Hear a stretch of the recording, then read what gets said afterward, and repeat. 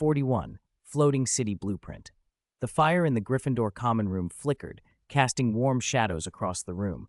As soon as Jason stepped through the portrait hole, Harry and Ron circled him at once. "So, what did the headmaster want?" Harry asked, eyes bright in the firelight.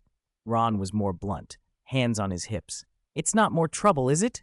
You've been the talk of the castle lately." Jason smiled mysteriously and sank into an armchair. "You'll know the result in a few days." "What result?" Harry pressed. "A result that could change the magical world," Jason teased, a hint of triumph in his voice. Ron rolled his eyes. "Not this again. Can't you just be direct?" "Some things are better said at the right time," Jason replied, waving them off. "You two should go to bed. You've got classes tomorrow." After trading glances, Harry and Ron reluctantly went upstairs. The common room emptied until only Jason remained, the hearth crackling softly. He drew a roll of parchment from his cloak and spread it on the low table. A quill twirled in his hand, dipped in ink. The first strokes outlined the overall shape of the floating city. This was no ordinary architectural drawing, but a magical engineering blueprint built around the principles of the Arcane Codex. The city was hexagonal, with massive energy nodes at each corner linked by intricate runic circuits. Jason's pen moved quickly and precisely. At the heart of the floating city was an arcane energy matrix 100 meters across, composed of 7 concentric rings, each inscribed with countless runes. He annotated as he worked. Achieves levitation by absorbing elemental particles from the air.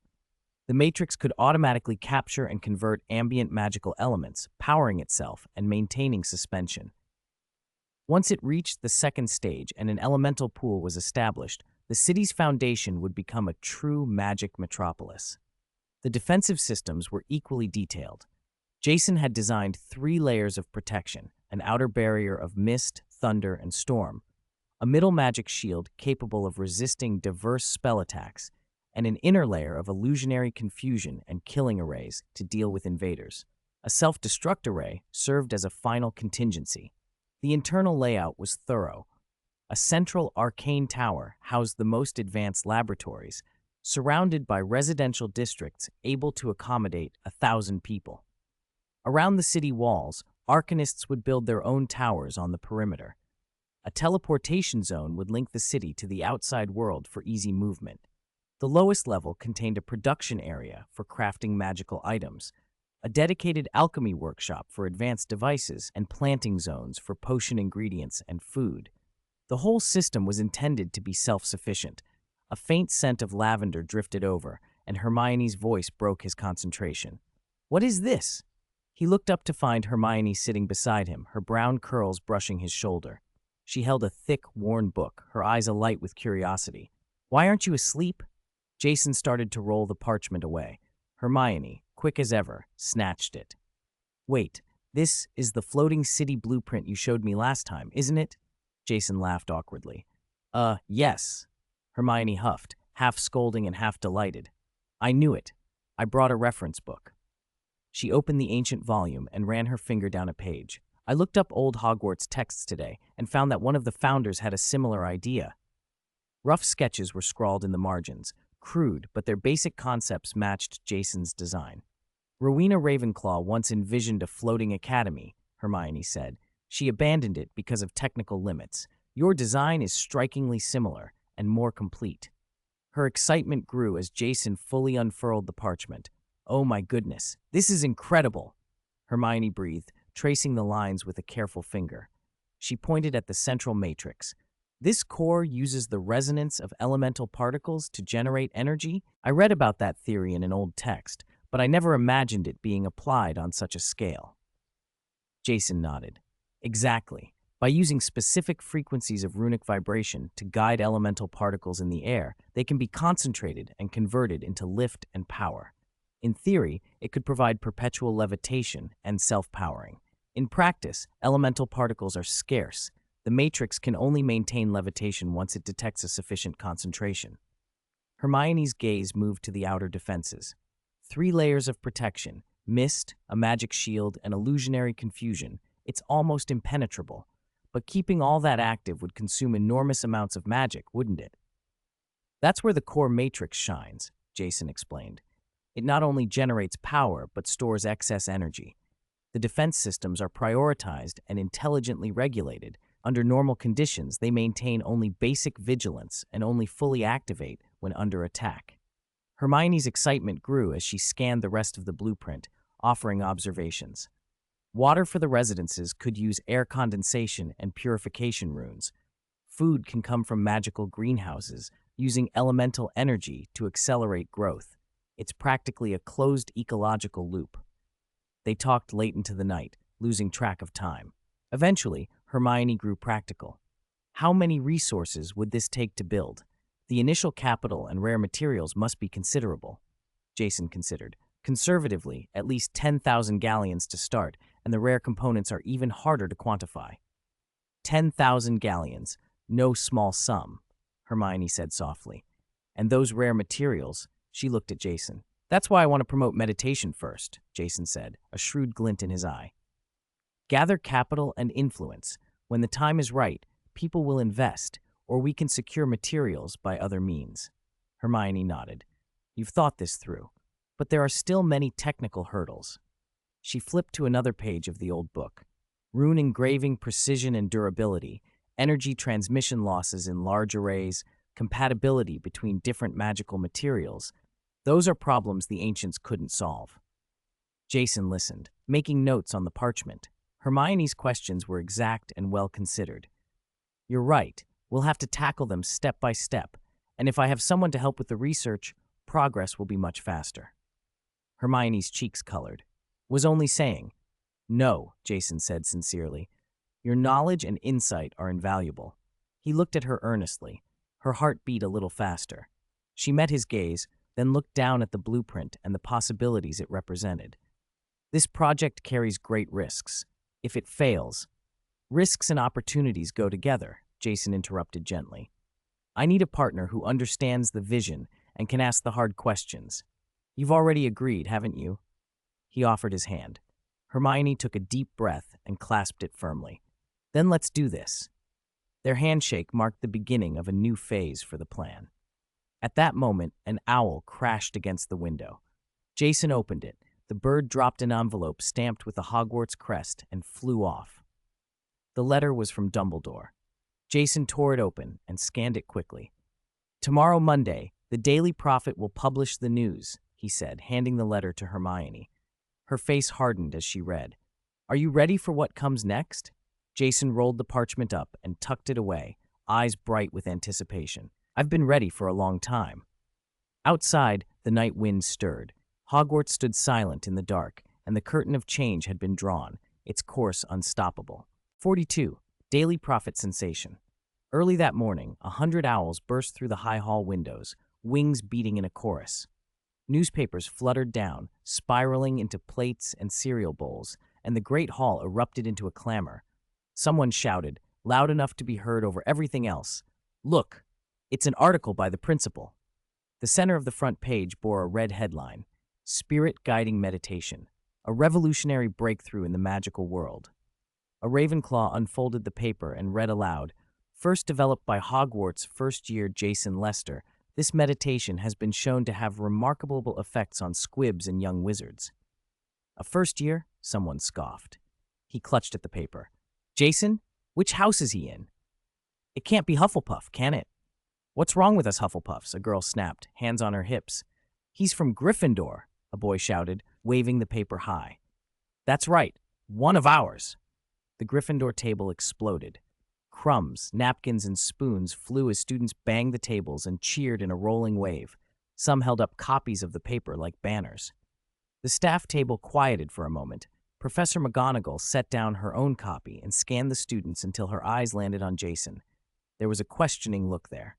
Snape said nothing, but his gaze was sharp and unblinking.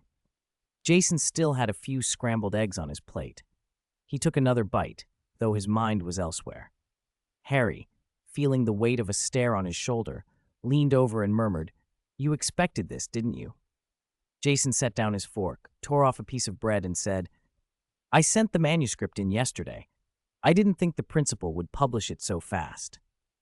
You kept it too well hidden, Ron said, holding the greasy paper and turning it over. We all thought thought you were joking about writing a paper. Who'd have thought?" He glanced at the diagram. "That it would be like this." Jason sipped his pumpkin juice while Hermione, wiping her hands on a napkin, spoke in a tone that was almost clinical.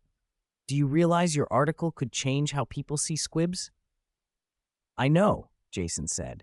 "That's why I put it out there." The mingled smells of food and ink filled the hall as daylight strengthened beyond the tall windows. Groups of students, inspired by the diagrams, tried to imitate the meditative poses, sitting up straight and closing their eyes to practice the breathing. It was hopeless amid the noise. "My scalp feels hot. There's buzzing inside my head," a Hufflepuff girl cried, clutching her temples. Some pulled out quills to jot down key points. Others rummaged for parchment and promptly knocked over a jug of juice. When the bell rang, the hall was still a mess. As Jason rose from the table, several older students coming in from the corridor fell in behind him, still carrying the chill of the morning in their bags, like they had come straight from the library. "Are you Jason?" a fifth year asked. "I tried it, but I only felt warmth in my head, nothing else." "Did you write this meditation yourself?" another wanted to know. Jason stopped and looked them over, then at the diagrams they clutched. "I did. I verified everything, and it needs a quiet place. It won't work in noise. I put that in the paper." "Your article says wizards need 1 to 4 days to perceive particles. Is there any quicker way?" someone pressed. "There are no shortcuts," Jason said. "You should stick with it for at least 3 days." He met the questioner's eyes. More students had gathered, curiosity crowding the stairwell. Jason stepped forward and the others closed in. "Can squibs really learn it?" a Slytherin voice asked from the back. "Only practice will tell," he answered without stopping. "If you never try, you'll never know." Sunlight cut through stained glass, throwing blue-green patches across the flagstones. In a niche by the stair turn, a carved stone eagle's beak was slightly ajar. A girl on the fringe caught up and asked, "Are you only publishing the basics?" Jason paused. "Yes, the later sections will be released only after a contract is signed." "You'll sell it?" "It's my research. I deserve compensation." They tried to press him further, but Jason had already pushed on up the tower and didn't stop. That afternoon, an owl with golden red feathers tapped at his tower window. He took down the note, 8 o'clock tonight, principal's office. Night fell. Music and the clink of cutlery drifted up from the great hall. Candlelight jittered on the walls, and a cool breeze came in through the windows. The stone gargoyle guarding the headmaster's office moved aside as Jason approached. Oak logs crackled in the fireplace. The room smelled of old books and dittany. Dumbledore stood by the fire, his figure rimmed by the flames, and for a moment he said nothing, as if measuring something about the boy. "The great hall today was livelier than the opening feast," he said finally, still looking into the fire. "I suppose you heard it." "They weren't just lively," Jason replied. "They were actually thinking." Dumbledore laid a parchment on the desk. "The ministry has sent a letter, personally signed by the minister. They want this meditation listed as a core teaching." Jason glanced at the seal. "What they want is control, not cooperation." "What do you propose?" "I'll release it under contract. A signature will be required to access the advanced material. I won't hand the key to anyone." He let his gaze sweep the office. "How will any profits be handled?" "I'll take 20%, Jason said plainly, "and the rest will be reinvested in my research." Dumbledore was silent for a long moment. The great hall flames popped softly. Fawkes tilted his head and watched the boy. "You should understand this will bring trouble," the headmaster warned. "I understand," Jason said, "but suppress something for too long, and when it breaks free, it breaks harder." Dumbledore finally moved to a drawer and pulled out a proof. "The second part will be in the Prophet tomorrow morning. Take one last look." He spread the draft on the table. Jason skimmed it. "Add a glossary," he suggested. "Many students will skim and misinterpret terms, and announce that the next section will be sold at Flourish and Blots." Late, the tower lights shimmered on the stone window panes, and a thin crescent moon hung above the castle. Outside, owls beat their wings against the night. Inside the common room, a few students were still awake. Some practiced breathing with closed eyes in front of their fireplaces. Others quietly read passages from the Prophet, and a handful drew sensory diagrams on parchment. No cheers now, only soft discussion and glances in Jason's direction. Jason sat by his window with a scroll unfurled before him. Silver ink spread across the parchment, lines converging into concentric rings, the core array of a floating city. He stared at the geometry, entirely absorbed in the lines and the possibilities they suggested. The next morning, owls flurried through the high windows into the great hall, their wings beating so loudly they almost drowned out the clatter of knives and forks. Copies of the Daily Prophet were flung onto the long tables. Some people balanced a paper in one hand and eggs in the other. Others stood on their stools and read aloud. The Ministry of Magic has responded.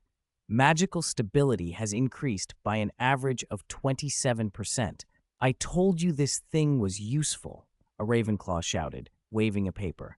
Listen to this line. A squib reported a faint magical sensation, which is simply a miracle. My uncle works at the ministry, someone at the Hufflepuff table whispered. He says the minister was practicing yesterday, didn't even have time for lunch. At the Gryffindor table, Jason's breakfast was buried under a snowfall of letters dropped by owls, feathers everywhere. Envelopes knocked over jam pots, covered slices of toast, and piled higher than a standard book of spells, grade 1. A few were damp with night dew and stuck together. The outlines of old noble seals could still be seen on the edges. Jason, can you even read all these? Harry asked, pushing a letter aside with his fork. Ron laughed as he opened a gold-embossed parchment. One says she dreamt of you floating over London last night holding a tome of fire magic. The envelope contained 3 strands of her hair. Hermione peeled open a corner of a letter marked Top Secret. This handwriting looks like a ministry official. They're begging, no, requesting privately, a complete copy of your meditation method. Requesting? Not ordering? Did they at least perfume the letter? Jason bit into an apple, sarcasm in his voice. Harry actually brought the paper to his nose, snorted, and tossed it back. It's lemon-scented. Hermione gathered several unsigned, muddled letters into a neat stack of spell parchment. They sound like pleas on the surface, but they're really threats. The tone is basically, I will curse your whole family, but you must help me. Jason pushed the stack under his chair. Burn them later. More owls crashed through the rafters, feathers scattering. A heavy envelope sealed with black wax landed and sent half of Hermione's pumpkin juice tumbling. Ron weighed the new letter in his hand. What day is it now? The 2nd, Jason said, sorting the pile. At this rate, it'll go on another week. What do they even want? Harry asked, puzzled. Jason's popularity seemed to eclipse his own. They want everything fast, royalty-free, and with after-sales service, Jason said, picking up the last fallen letter and slipping it into his bag. They act like I'm the wizarding world's meditation philanthropist. You already are, Hermione said, slipping the messy signed letter away. For the first time in the wizarding world, adults are meditating with newspapers, and not even in the bathroom. It's not my fault if they can meditate squatting on the loo with a paper, Jason protested. A few fourth years across the table watched him secretly. One unfolded a supplement, another sketched a breathing structure. Over at the Ravenclaw table, someone held up a blueprint of practicing breaths and mouthing keywords. When the bell rang, 3 letters still hadn't landed. Jason pocketed them and headed for the staircase. The potions classroom smelled of damp stone, old wood, and rotting herb powder, a peculiar mix of decay and medicinal scents. The fires were unlit, supplies neatly laid out, and the copper cauldrons threw dim reflections across the tables. Professor Snape stood at the board, chalk squeaking across slate. Today, we brew the detoxification elixir, he said, his back to them. It requires extremely high sensitivity to magic. If your magic is in disarray, do not waste the ingredients. The ingredient list on the board was meticulous. Even the fineness of the powders was graded in 3 levels. Every student bent their heads to copy. Every student except Jason, Hermione, and Ron.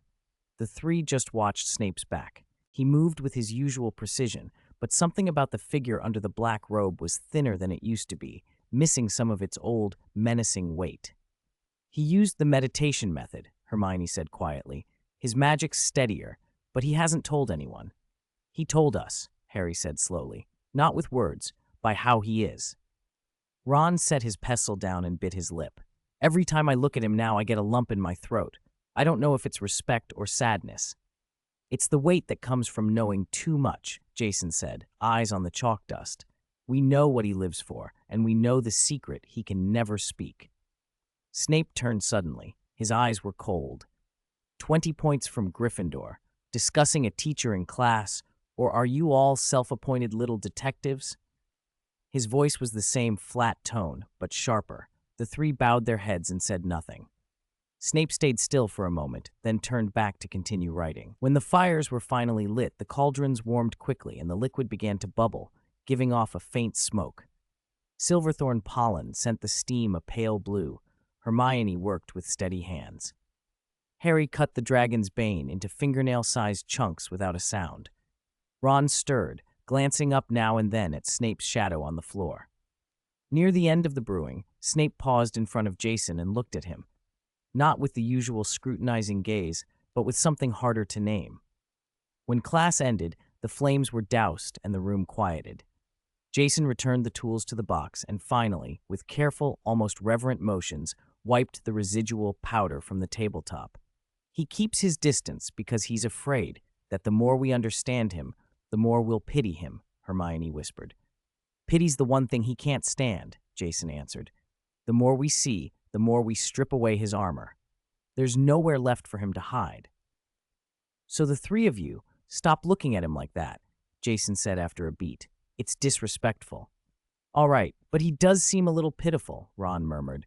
Jason glanced at Scabbers poking his head from Ron's pocket and said, pointedly, someone's in an even worse way than he is. Startled, Scabbers burrowed deeper into the pocket. Who? The three asked at once, eager for gossip. Soon. Don't rush it, Jason said, patting Harry's shoulder. The others looked at Harry with questioning faces. Sure, there would be another story about his parents. They left the classroom together. A cold wind swept down from the towers and gusted along the corridor. An owl winged past the high window, and a letter drifted down, snagging on the stonework. It was the 275th of the day. Jason reached out and caught it. He knew the letters would keep coming in an endless stream, but some questions would never be answered on paper. 44. Christmas Gift. Less than a week after meditation was announced, the atmosphere at Hogwarts had shifted. Students were sometimes seen pressed against corridor walls, practicing breathing rhythms and the stances they'd read about. Conversation at the long tables had moved away from Quidditch scores and new suites to unfamiliar terms, magic density, particle resonance. Someone had blown up the meditation diagram from the paper and pinned it to the common room wall. Others had started meditation journals, complete with hand-drawn magic-sensing curves. He might be the next Merlin, I'm serious, someone in a library corner was saying. My cousin's an Auror at the ministry. He says the minister tried the meditation himself, said the effect was really stable. The whole ministry's asking about Jason now. That's Gryffindor's proudest week ever, another student replied, flipping through parchment. When the new history of magic comes out, it'll have to start with our year. A prefect by the fireplace beamed at the thought of being written into history, already imagining a whole page in the family tree devoted to him. Gryffindor students organized meditation practice groups spontaneously. Some gathered in corners of the common room, others sprinted to the top of the astronomy tower to practice breathing patterns. Some sat cross-legged at breakfast, others sketched elemental circulation diagrams on the tablecloth with quills. Magic felt stronger. This seemed to be the school consensus. After a meditation and then a spell, it's like someone pushed me from behind, a third year told his classmates during a break. My body feels lighter, my fingers aren't numb, and I found myself floating last night. Floating? You must have been dreaming, said the Ravenclaw next to him. The girl beside me says she can write homework with both hands now. That sounds more useful. Prefects from every house formally began to fold meditation into daily routines. Even Madame Pomfrey admitted that the infirmary had seen almost no students for spell backfire injuries that week. The Daily Prophet ran daily pieces about meditation, and celebrities weighed in. On the fourth morning, the front page carried a long announcement. After unanimous deliberation by the Order of Merlin Committee, it has been decided to award Hogwarts first-year Jason Lester a first-class Order of Merlin in recognition of his spirit-guiding meditation and his groundbreaking contributions to the structure of modern magic practice. Someone at the Gryffindor table read it aloud. The great hall went quiet. Students and even professors paused, stunned. "A first-class order. That's the highest honor," Harry said, setting down his spoon with a little envy. "No first year has ever gotten that. Even Professor Dumbledore only received it after graduation." "They finally reacted, though 4 days late," Hermione murmured, eyes on the paper. Jason picked up a piece of toast and chewed without looking up. "You're not just a student anymore," Ron said, genuinely pleased. "You're in the history of magic now." He nudged his plate back. "So don't ask me to copy your homework anymore. Historical figures don't do that." After the honor came letters, letters all day. Owls were no longer just a morning sight. They came in shifts throughout the day, piling parcels and envelopes before the Gryffindor table until the wood was almost hidden. Students grew used to it, and some even joined the ranks of letter writers, right there in the common room, despite Jason sitting beside them. Mostly they were love letters. Hermione, slightly irritated, burned a stack in the fireplace. For a few days, the Gryffindor common room felt unusually warm. On the fifth evening, the Daily Prophet ran a special meditation issue. Renowned wizards and witches declared meditation the foundation for a new generation of magical research. And then Christmas arrived. The castle had been dressed for the holiday. The ceiling above the Great Hall displayed a snowy sky, colored ribbons wound around banisters, and gingerbread and spice scents drifted through corridors. Owls now delivered gifts as well as letters. Students busied themselves packing and swapping small parcels. Jason's desk was buried under packages. A corner pile of unopened gifts had arrived just the day before. On Christmas morning, Ron pushed open the dormitory door and found 3 neatly wrapped boxes at the foot of his bed. He unwrapped them slowly and stared at the contents for a long moment before daring to touch them. 3 complete outfits: jacket, inner layer, and windproof cloak. Each hand-sewn, tagless, the Gryffindor emblem embroidered in tiny gold stitches on the cuffs. "Did you send these?" Ron asked hoarsely when he met Jason on the stairwell. "My old jumper's practically falling apart. There are more holes than threads." Jason pulled out a chair and sat. Did you notice long ago?" Ron asked, clutching the clothes with a little unease. "You weren't the only one who noticed. I just acted first." Jason glanced toward the windowsill. "Thanks. My mum probably didn't even notice." Ron sank into the chair opposite, turning the new fabric over carefully. Even if she had, she wouldn't say anything. That she did send me a sweater once. I liked it. Jason watched the hearth flames, a familiar warmth settling in his chest. No one but his mother had ever knitted for him. He said quietly, "She's done enough." Hermione had received 3 fluffy scarves and a hand-copied parchment booklet, a clear guide to basic arcane structure with 6 diagrams and 2 pages of practice formulas. She sat at her desk holding the booklet, forgetting even to stir the love letter ashes, turning the pages with a focus that made her forget everything else. "Which book did you use for this?" she asked Jason. "The one in my head. Otherwise, how do you think I copy homework so fast?" he replied, picking up a newly arrived letter by the fireplace. "It explains things so clearly," she said, sincere. "Even I can understand it." Harry's boxes produced a flying sword. When he opened the long wooden case, he went silent. The sword was jet black, no scabbard, with sleek silver inlays along the blade and ancient Chinese characters carved on the pommel. Compared to a broom, it looked sharper, more controlled, almost oppressive in its stability. "Can I actually fly on this?" Harry asked, fingers trembling as he lifted it. "Of course. Didn't you ask me if something more stable than a broom existed?" Jason said. "You asked," I answered. "This is amazing. I'm never touching a broom again." Harry leaned the sword against his chair and then found another package, an invisibility cloak. Ron gaped. Jason examined the cloak briefly. Its invisibility was excellent, but it didn't mask scent or sound, like an older alchemical design. He made a mental note. Maybe he could recreate something similar someday.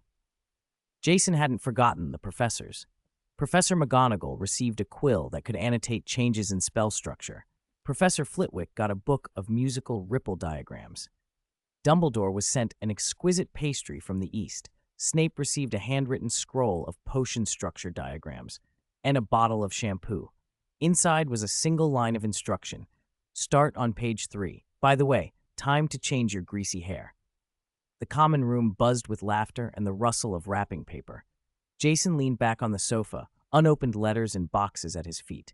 He looked out the window as tiny snowflakes began to fall.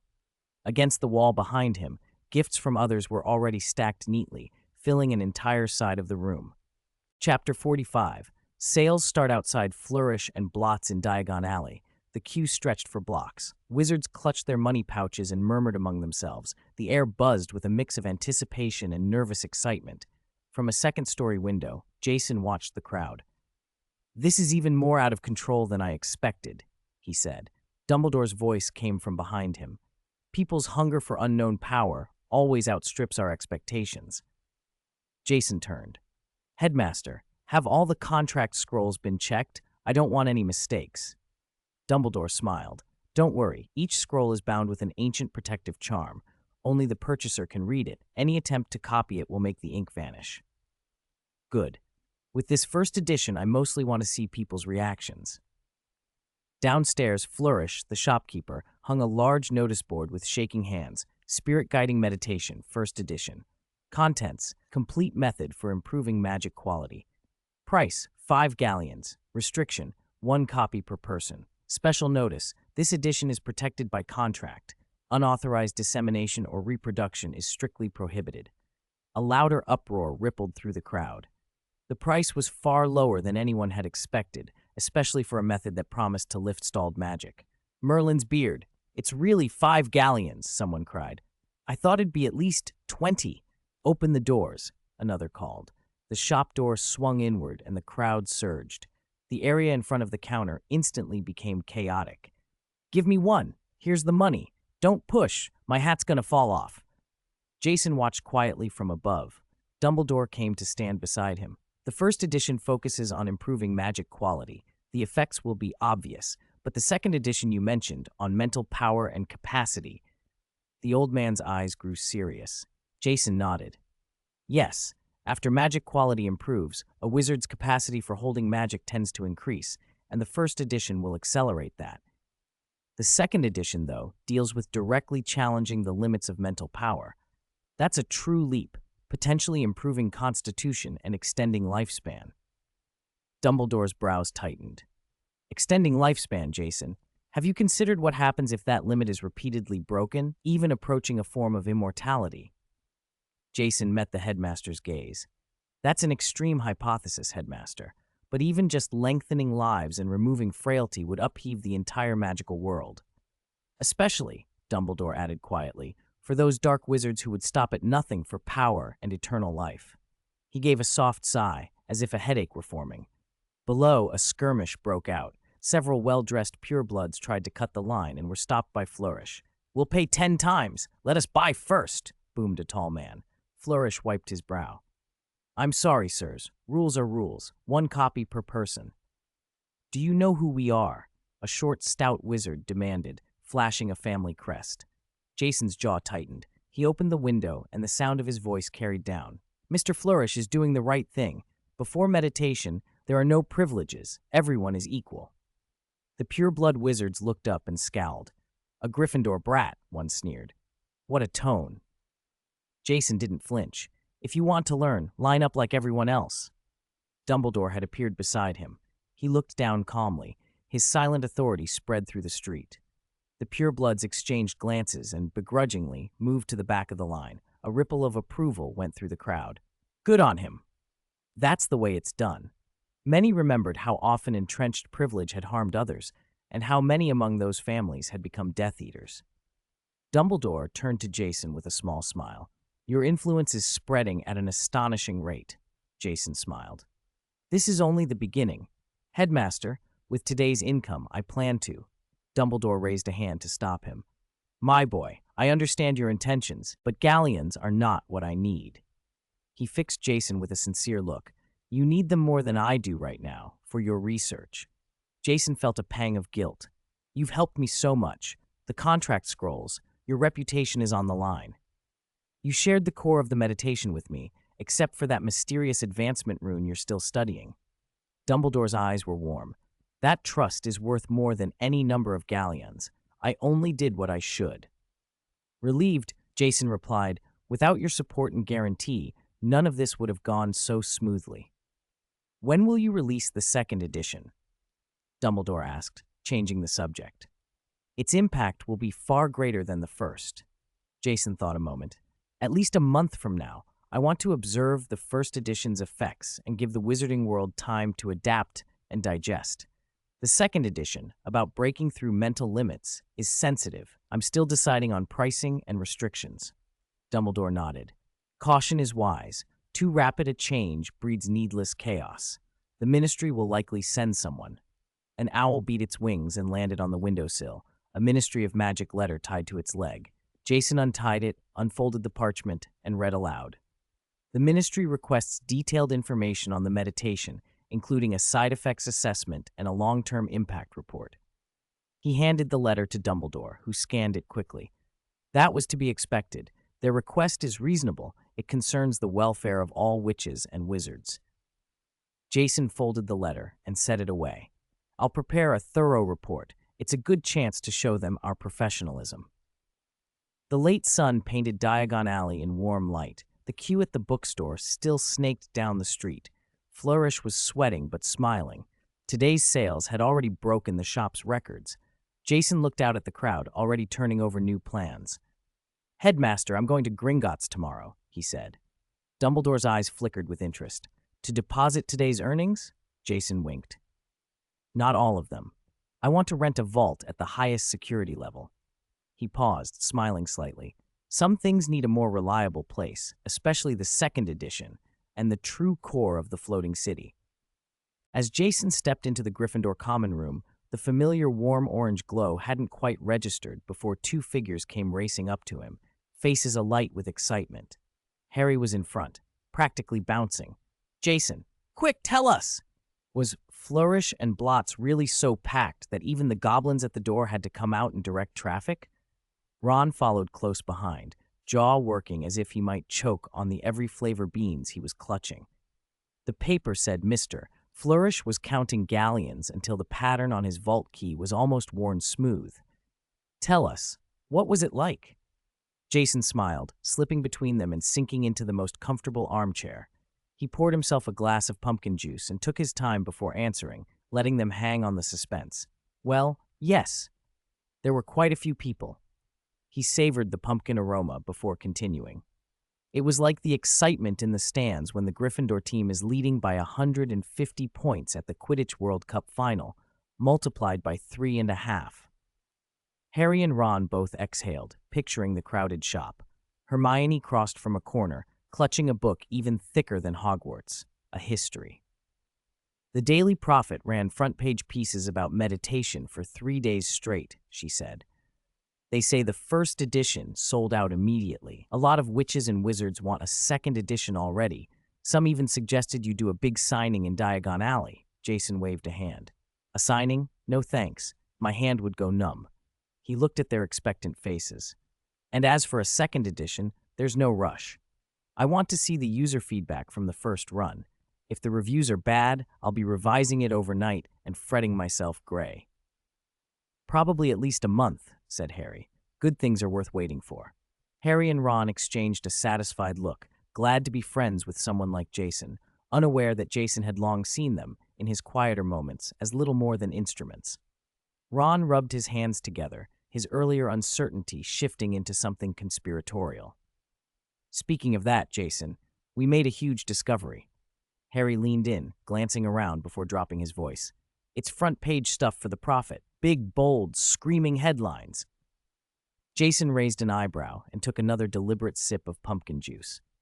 "Let them have this. Maybe they'd found some old secret in the tower or something guarded by Cerberus and blamed Snape again." Ron unfolded a crumpled scrap of parchment covered in cramped notes and half-formed sketches. "Jason, this is serious. A huge secret. We found a clue about an incredible person." His voice trembled with excitement. Harry nodded so hard his hair almost reached for his forehead. "It's more explosive than your meditation setting the wizarding world ablaze," Harry said. "We found a clue about Nicholas Flamel, the legendary alchemist." the one who lived for over 600 years. Jason set his glass down and pretended to gape. This kid had learned big words.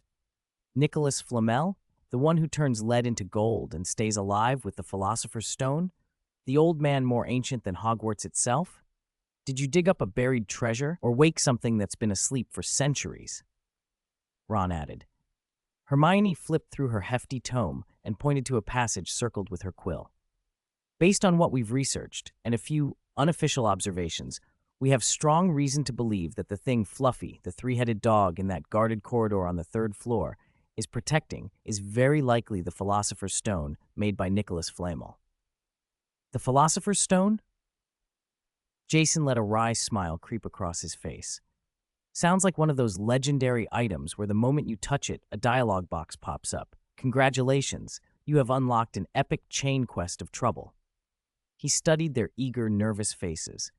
So who do you think is the lucky dark wizard or unlucky professor who's taken an interest in this troublesome little stone? Harry drew a deep breath and dropped his voice to a whisper. Quirrell. We think Professor Quirrell. He's been acting odd, stuttering, eyes always skittering around, and he wears that big scarf all the time, even when it's warm. There's got to be something hidden. Ron nodded so enthusiastically his face flushed. Exactly. And the troll on Halloween? We think he let it in. He was trying to steal the stone in the chaos. And I always feel like the way he looks at Harry, it's weird, like he's watching him too closely. Jason felt a small surprise flicker through him. The narrative had shifted suspects again. At least Snape was off the hook for now. If the potions master ever learned, he might feel oddly relieved. A three-headed dog, a mysterious philosopher's stone, and a defense against the dark arts professor with secrets. Tisk, tisk. This semester's extracurriculars are going to be rich, varied, and extremely inconvenient. Anyone else involved? Any other surprises or disasters included with this one? Jason asked. The three exchanged looks. Excitement flared into worry. Finally, Ron could no longer keep something to himself. And Hagrid. Hagrid got a dragon egg from somewhere, and it hatched. Harry waved his arms so wildly, his elbow nearly sent Jason's pumpkin juice sailing. A Norwegian ridgeback. Real one. It sneezed sparks as it came out of the shell. It nearly singed off a whole clump of Hagrid's beard. Hermione's brows were tightly drawn, her face full of despair. The sort of look that announced disaster was imminent. Worst of all, Malfoy saw it, she blurted. That persistent git saw Hagrid. He watched Hagrid secretly raising a dragon in his hut at the edge of the Forbidden Forest. That's a serious breach of Ministry law and Hogwarts rules. Hagrid could be expelled, or worse, sent to Azkaban. Jason listened and couldn't help rubbing his temples. It was like being hit with enough information to finish 3 advanced potions books in one day. Okay, let's recap, he said, clearing his throat in an exaggerated, solemn tone, as if delivering a verdict. Our beloved, furry, kind-hearted, if slightly eccentric gamekeeper is illegally harboring a wriggling, mass-destructive, highly flammable, and generally explosive contraband biological weapon. In other words, a baby dragon. And to make matters worse, this scandal was caught on film, or at least with eyes on, by his most relentless little rival, the platinum-haired Malfoy, he added. Is Hagrid planning to stage a Hogwarts version of My Dangerous Pet is Adorable but Sends Me to Prison? Jason continued with a wry grin. Ron's face had gone bright red. He kept tugging at his hair. Hagrid said he owled my brother Charlie. Charlie deals with dragons in Romania. Charlie's promised to help get Norbert out of here. But how do you get a dragon out of Hogwarts without anyone noticing? It's near impossible. And Malfoy will do everything he can to interfere. He'll love seeing Hagrid in trouble. We have to help Hagrid, Harry said, anxious. If he's expelled, where will he go? He loves Hogwarts. He'd be homeless. The fire in the common room crackled, reflecting their anxious faces. Jason rose and stretched. His joints clicked softly. He walked to the window and watched the sparse stars. Hermione looked at him, hope written on her face. Jason, you must have a plan, right? You can make those complex spirit-guiding meditations. A baby dragon and a potentially troublesome professor shouldn't be too hard for you to handle, right? Jason turned back with an easy smile, the sort that suggested nothing fazed him. Plans are like the prank suites at Weasley's Wizard Wheezes. If you look hard enough, you'll find one that suits you. He winked. "But before plotting a heist, why not visit our newly minted dragon caretaker, Mr. Hagrid, and get a close look at the legendary fire-breathing contraband? Who knows," he added, playful.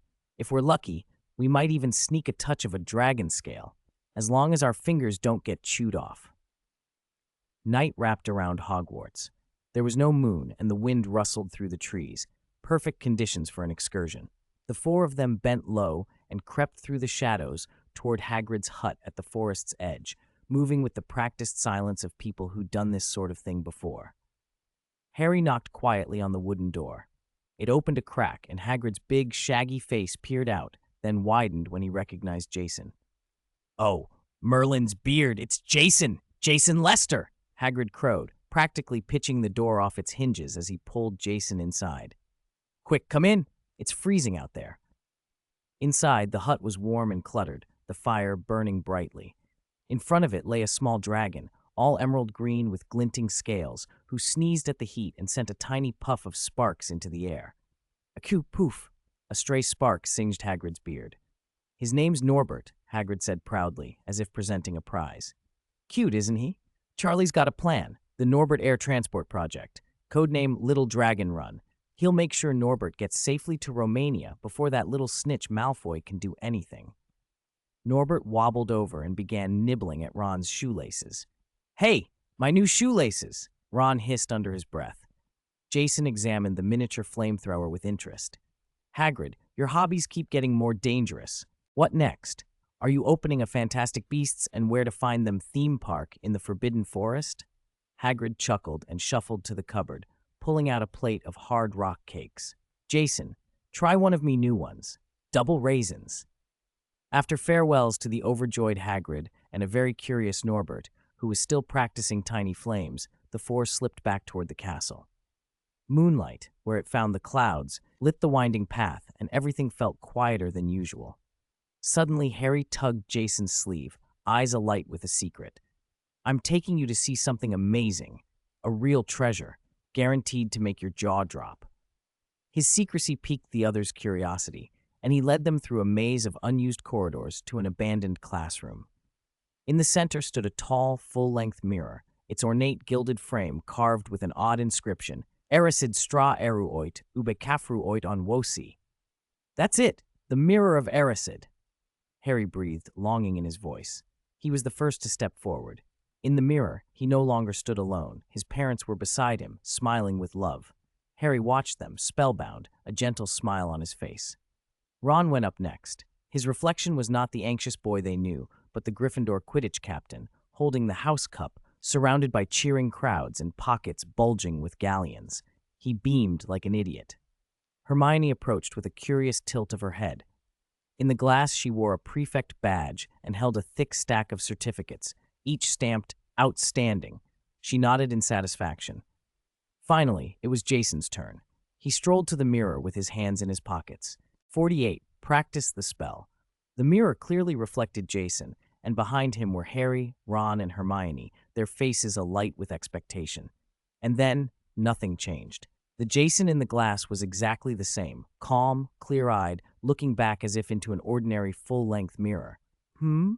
Jason tilted his head and raised an eyebrow at his reflection. "Is this mirror broken, or does it have something against me? Am I already too handsome for it to show a better version?" He felt a faint mental probing, cautious and tentative. When that probe brushed the arcane runes buried deep in his sea of consciousness, it recoiled as if burned, dissipating completely. Jason smiled. "Oh, so it reads desires and forms images. Makes sense."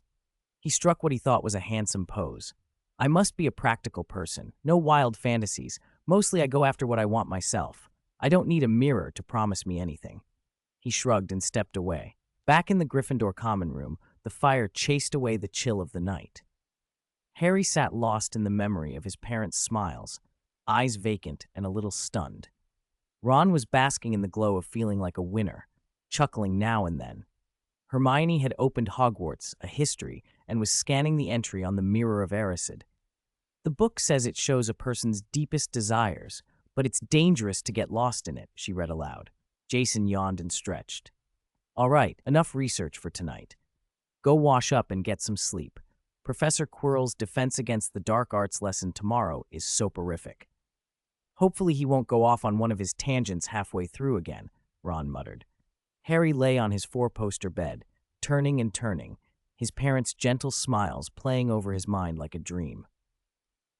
Professor Quirrell's defense against the dark arts class had a reputation at Hogwarts, not for thrilling content, but for its soporific effect. Quirrell stood at the front, stammering so that each sentence blurred into the next. Harry propped up his head, eyelids so heavy they nearly closed. Ron's head kept nodding forward toward his desk. Hermione fought it, brow furrowing as she tried to hold on. Jason, meanwhile, had long since drifted off entirely, thinking about new combinations of arcane runes. When the bell finally rang, students blinked awake as if surfacing. That evening, in the common room, the flames flickered, and the three of them approached Jason with something like reverence. "Jason, you're amazing. We feel like, well, our magic's plateaued," Ron said, cautiously hopeful. Harry echoed him vigorously. "Yes, it feels like our magic just won't increase. Shouldn't we learn some stronger spells? Otherwise, how will we deal with dark wizards later?" Jason set down Advanced Transfiguration Essentials and looked at them. "Oh, you think your magic isn't increasing? You've hit a bottleneck? Are you offering a complete transformation? A real power boost?" Ron asked, scratching his head. Harry's face was eager. "We want to learn more powerful stuff, like how you handled that troll. A few moves and you won." Hermione, looking up from her book, had curiosity bright in her eyes. Jason smiled slightly. "All right, since you're so keen, I'll give you a private lesson tonight, special training. As for the location, it's both useful and mysterious." The three of them brightened at once, excitement sparking in their faces. "Tonight we'll go to the Room of Requirement. I'll give you a crash course in practical spells." Late that night, they slipped quietly from the common room. On the 7th floor corridor where the tapestry of troll-bashing Barnabas the Barmy hung, Jason paused and instructed, "Harry, concentrate on needing a training area. Picture a place where we can cast spells freely without worrying about tearing down the castle." Harry closed his eyes and thought. The plain wooden door in the stone wall slowly revealed itself. Hermione grinned. "What a magical place!"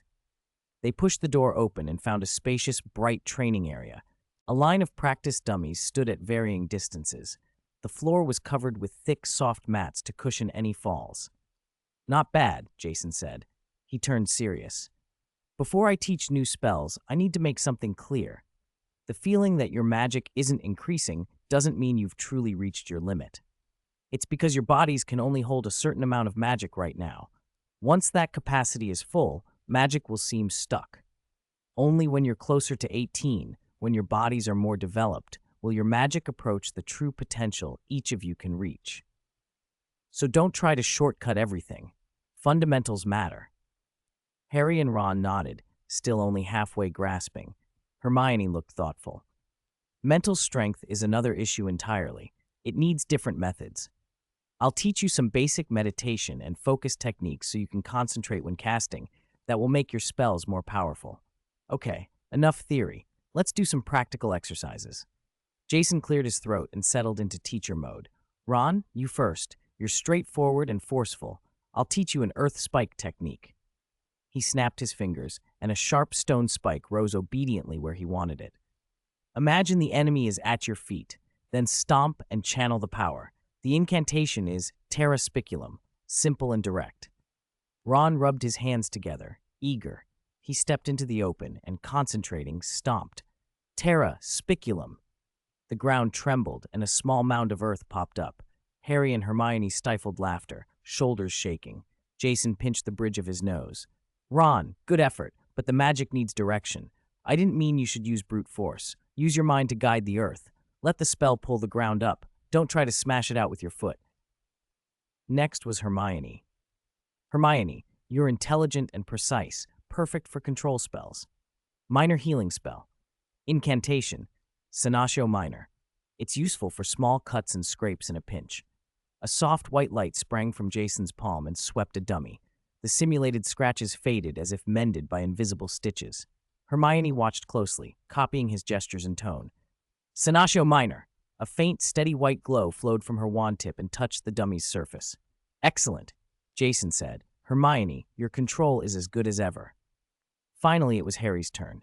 "Harry, you're quick and instinctive, good at fast response spells. Lightning strike.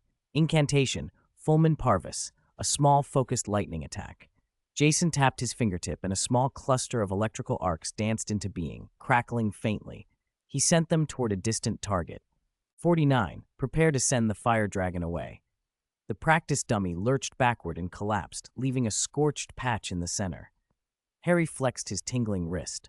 The little arc of electricity he'd produced wasn't nearly as solid as Jason's demonstration, but it had definite force. "That's amazing.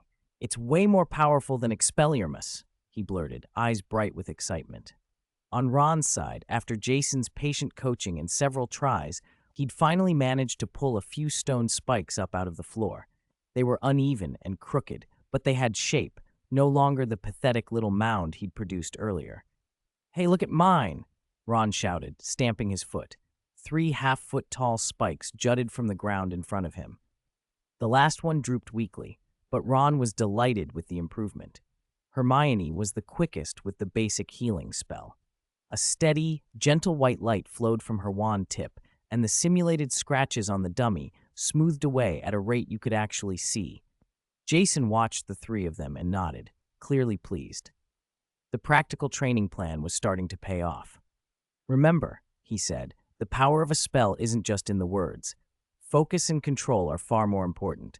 What I taught you today are the basics. You'll only get proficient through practice." He paused, then added, "I'll also give you some simple meditation techniques to develop your mental discipline. You have to build it step by step. It can't be rushed, but the improvements will come." After training, they drifted back up to the Gryffindor common room. It was late. Only the embers of the fire still glowed. Harry and Ron whispered excitedly about the new spells. Hermione sat with the slim booklet Jason had given her, Introduction to Arcane Knowledge, brows knit in thought. "Jason," she said at last, hesitating, "does the Mirror of Erised really only show your deepest desire? It feels like it's more than that." Jason poured water into a glass and sank into the sofa, the firelight flickering in his eyes. "The mirror itself is neutral, Hermione. It shows what your subconscious wants most, but desire can be dangerous." He looked at Harry, who had gone quiet the moment the mirror was mentioned. "Some people get lost in it, mistaking illusion for reality. Others let what they see control them. The important thing is how you, outside the mirror, treat what you see inside it. Is it a distant dream, a motivation to move forward, or simply a way to understand yourself?" Harry stayed silent for a long moment. "I saw my parents," he said finally. "They were right there, smiling at me." Ron slapped Harry on the shoulder with a grin that was part wistful, part boastful. "I saw myself as Quidditch captain and head boy, my pockets stuffed with galleons." Hermione let out a soft sigh. "I saw myself getting outstanding in everything, with Headmaster Dumbledore handing me an award." Jason smiled a little. "Your desires are all very tangible. Harry, it must have been wonderful to see your parents again, but they'd want you to live bravely in the present, not stand all night in front of the mirror." He turned to Ron. "Those things aren't impossible, Ron. The mirror just lets you see one possible future." "And Hermione," he added, "with your intelligence and work ethic, graduating with all outstanding grades is hardly unlikely. For you, the mirror is encouragement. So looking at it sometimes, whether to remember or to motivate yourself, is fine. Just don't forget the real work. You have to take the steps yourself." He stood up. "All right, it's getting late. We've got a tricky task tomorrow. Hagrid's waiting for us. He wants us to help with his forbidden creature." At the name Norbert, Ron and Harry leaned forward, their talk of the mirror forgotten and replaced by nervous excitement. Hermione pulled a piece of parchment from her pocket, a detailed plan. "Charlie's friends said they'll arrive at the astronomy tower at midnight on Saturday," she read. "We need to get Norbert to the top of the tower before then." "This sounds like a perfect prison break, except the prisoner breathes fire and doubles as a baby dragon," Ron said, rubbing his chin theatrically. "How do we get him up there? He's getting bigger. Hagrid said he nearly set his favorite rocking chair on fire yesterday." Jason thought for a moment. "We could sedate him a little, some brandy with a mild sedative, but the dosage would have to be exact. We don't want him out forever. Or, Hermione said, a strong box with a levitation charm and a silencing charm. A silencing charm is essential. Hagrid should have a crate big enough. I can handle the levitation. Jason nodded. Good. And Harry, don't forget your invisibility cloak. That's our best assurance of success. Bring it tomorrow. Harry nodded solemnly. I won't forget.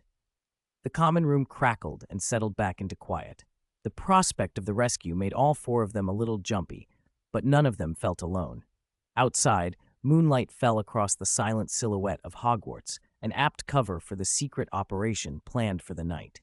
The next day, Harry, Ron, and Hermione were a little absent-minded in class. Ron kept mistaking his ink bottle for pumpkin juice until he realized his mouth was inches from the rim. Harry kept staring out the window as if Charlie's friends might sweep in on broomsticks at any moment. Hermione kept checking the plan and muttering to herself, drawing curious looks. Only Jason behaved as usual, attentive, asking Professor Flitwick detailed questions about complex spell structures and earning approving nods. To him, the dragon transfer seemed like an interesting extracurricular. That evening, they gathered in a quiet corner of the Gryffindor Tower. Ready? Jason asked softly. Harry tapped his chest. The invisibility cloak was folded under his school robes. Ron, nerves showing, crammed a handful of Bertie Bott's every flavor beans into his mouth. I hope Norbert isn't too heavy, he said around a mouthful. Hermione took a deep breath, trying to steady herself. Jason reminded them, be as quiet and quick as you can. Avoid encounters. Once Norbert's handed over, get out. Don't linger. What if we get caught? Ron asked, voice thin. Jason smiled. Then we'll hope Professor McGonagall is merciful, especially given my usually impeccable behavior. It was a joke, but it eased them. With Jason there, even a scheme as risky as transporting a baby dragon into the upper tower didn't feel impossible. 50. Midnight smugglers and uninvited guests. As night deepened, the windows of Hogwarts dimmed one by one until only a few faint lights remained. At the edge of the Forbidden Forest, a single warm glow still shone from Hagrid's hut, its yellow light isolated in the surrounding dark.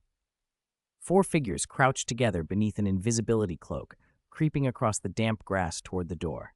Thick clouds hid the moon, and when moonlight broke through for a moment, it only briefly lit the blades under their feet. The wooden door creaked, and Hagrid's large, shaggy face appeared in the gap.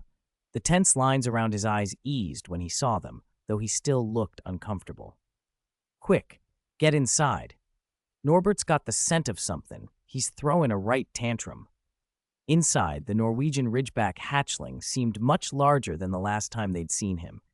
He paced the hut restlessly, occasionally letting sparks hiss from his nostrils and scorching fresh black holes into the rug by the fire. A stout wooden crate sat in the middle of the room, ready. Hagrid, did the sedative work? Jason's gaze lingered on the fidgeting dragon. Oh, aye, Jason. I mixed it in his milk. He's just finished it. Should quieten him down in a bit. Hagrid's voice was taut. Sure enough, Norbert's pacing slowed. He gave a great yawn and his lids drooped. The 4 slipped their hands inside the crate and, coaxing and nudging, finally managed to get the squirming dragon tucked in. Hagrid stared at Norbert for a moment with watery eyes, then shut the lid firmly and secured it with a heavy iron bolt. All right, Hagrid, the rest is up to us. Jason patted Hagrid's arm. He drew his wand, pointed it at the crate, and said, Wingardium Leviosa. The crate rocked once and then rose smoothly into the air, hovering just above the floor. Harry, Hermione, you two steady it from the sides. Ron, keep watch. Jason assigned the tasks with practiced calm. They huddled again under the invisibility cloak, Jason guiding the floating crate ahead of them. Harry and Hermione placed their hands on the sides to stop it from wobbling. Norbert let out the occasional low, disgruntled growl, but the sedative kept him from doing any real damage. The journey from Hagrid's hut back through the castle, then up the spiral stairs to the astronomy tower, was the hardest part. They had to avoid patrols, particularly professors and, of course, Filch. Fortunately, Jason knew the castle's shortcuts well, and the cloak helped. In the silent corridors, the only sounds were their soft steps and the whisper of the hovering crate. Moonlight slanted through the high windows, throwing shifting patches of pale light across their path and heightening the tension. Ron's palms were slick with sweat. He kept glancing over his shoulder as if expecting someone to appear. Hermione's mouth was a thin line, every muscle focused on keeping the crate steady. At last, the narrow stone steps opened onto the platform of the astronomy tower. The night air hit them, cool and sharp, and seemed to wash some of their exhaustion away. The sky above was still deep and full, but felt clearer than before. "They should be here soon," Hermione said, catching her breath. A soft whoosh answered her. 3 figures on broomsticks swept out of the night and landed precisely on the tower's edge. Leading them was a witch with a determined look. She jumped off and strode quickly toward the group. "Charlie's friends?" Jason asked. The witch nodded, eyes flicking to the hovering crate. "We are. You've got the goods?" "Of course." Jason indicated the crate. The handover was swift. Charlie's friends worked with obvious experience. They lashed the crate to a reinforced broom with special ropes, and one of them muttered a silencing and stabilizing charm. "Thank you. Charlie will be very grateful," the leading witch said, smiling. She swung onto her broom. The 3 of them rose and were gone into the night. "Phew, finally gone." Ron let out a long breath and visibly relaxed. "We did it," Harry grinned. Hermione allowed herself a small, relieved smile. Hagrid can sleep easier now. Jason put his wand away and felt tension leave his shoulders beneath the cloak. "All right, job's done. Let's go back before anything else happens." They turned toward the stairwell, preparing to retrace their steps, when a voice cut across the night like a blade. Cold and formal, it shattered the fragile sense of relief. "I think I require an explanation, Mr. Lester, Mr. Potter, Mr. Weasley, and Miss Granger." They froze, then turned. Professor McGonagall stood not far from the stairway, her expression severe, her eyes seeming to pierce the invisibility cloak itself. She had clearly been waiting. Under that look, the cloak felt suddenly inadequate. Jason drew it off slowly, revealing 4 faces with varying mixtures of guilt and defiance. Harry and Ron went pale. Hermione looked as though she expected to be punished. Jason kept his voice steady. "Good evening, Professor McGonagall." "Good evening?" she repeated flatly. "It is the middle of the night, Mr. Lester. You 4 are first-year students who have not only broken numerous school rules, but have climbed to the highest point of the castle to smuggle a dragon." "Professor, Hermione began. "Miss Granger, I am very disappointed." McGonagall cut her off. "I have always thought you were a model of discipline. And you two," she said, looking at Harry and Ron, "have you considered how many points Gryffindor will lose for this stunt?" Harry and Ron stared at the floor, unable to meet her gaze. "Professor, how did you know?" Jason asked. He was surprised. Filch wouldn't normally have reported them. McGonagall let out a short, scornful snort. "You can thank Mr. Malfoy for that. He evidently hoped to catch you in the act so he could curry favor with Professor Snape, but he was the one caught out prowling the corridor and was seen by Mr. Groff, Filch first." At the sound of Malfoy's name, Ron's face flushed a deep crimson. Whether from anger or relief, it was hard to tell. 51. Punishment is coming. While Mr. Filch was on patrol, he also caught Mr. Longbottom trying to sneak out of the dormitory to inform you, Professor McGonagall continued, her voice carrying that weary firmness that comes from too many sleepless nights worrying about mischief. "Mr. Malfoy, in an attempt to avoid looking completely disgraced, or rather to appear useful, told me everything about your plan to bring a dragon to the astronomy tower." So that was how it had happened, Jason realized. Filch had kept his promise and not actively reported him. It was Malfoy, as usual, who'd made things worse and dragged Neville into it. "Therefore, I came personally to confirm," McGonagall went on, her gaze sweeping over the 4 students, then resting on Jason with a look that mixed disappointment with a complicated, unspeakable emotion. "Mr. Lester, I am especially disappointed in you. Your talent should not be wasted on such things." A heavy silence settled over them all, each of them bracing for Hogwarts' strict discipline to fall. Back in the Gryffindor common room, the atmosphere was unusually tense. Ron slumped in an armchair, hands over his face, muttering in despair, "It's over. It's really over this time. We're definitely going to be expelled. I'd rather get my mum's howler every day." Harry paced in front of the fireplace, eyes unfocused, glancing nervously at the door. Hermione sat with a book open on her lap, but couldn't read a single line. Her brows were tight with worry and self-reproach. Only Jason remained calm, pouring a glass of pumpkin juice and adding an extra spoonful of sugar, stirring as if nothing were wrong and watching the others panic in their own ways. Jason, how can you be so calm? Think of something. Go and plead with Dumbledore. Aren't you about to win that Merlin Award? Your essays are brilliant. He'll listen to you. Ron's red-rimmed eyes pleaded. Ron, we made a mistake and must accept the consequences. We can't let Jason take the fall, Hermione objected at once, disapproving. Take advantage of what? Ron burst out. This is a reasonable use of influence. Do you really want to be expelled? Jason set down his pumpkin juice and spoke slowly. Don't worry. Expulsion won't happen. Professor McGonagall is angry, but not to that extent. At worst, a few house points and some labor, detention doing work in the Forbidden Forest. The Forbidden Forest? Ron and Harry exclaimed in unison, faces draining of color. Going into the Forbidden Forest with Hagrid? There are werewolves, acromantulas, 1,000 terrifying creatures. I'd rather be expelled and get scolded by my mum every day than go to the Forbidden Forest to die. Ron's voice trembled. Harry nodded fiercely. He looked just as terrified. Jason watched their exaggerated reaction with some amusement. All right, stop scaring yourselves. The Forbidden Forest is dangerous, yes, but we're going for punishment, not to duel a Dark Lord. With Hagrid leading us, and me there too, I won't let a single hair on your heads be harmed. His words didn't entirely wipe away their fear, but they calmed them some.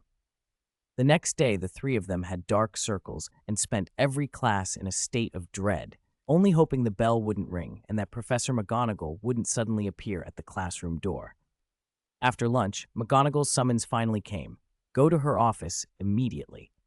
They pushed the office door open to find McGonagall not alone. Draco Malfoy stood to one side, smirking as if enjoying the spectacle. Beside him, Neville Longbottom looked miserable. The six of them, Harry, Ron, Hermione, Jason, Malfoy, and Neville, stood under McGonagall's stern gaze, none daring to speak. Her face was very grim. Gryffindor, for your reckless actions last night, 50 points will be deducted, she said. Mr. Weasley, Mr. Potter, Miss Granger, Mr. Lester, Mr. Longbottom, each of you will receive a work punishment.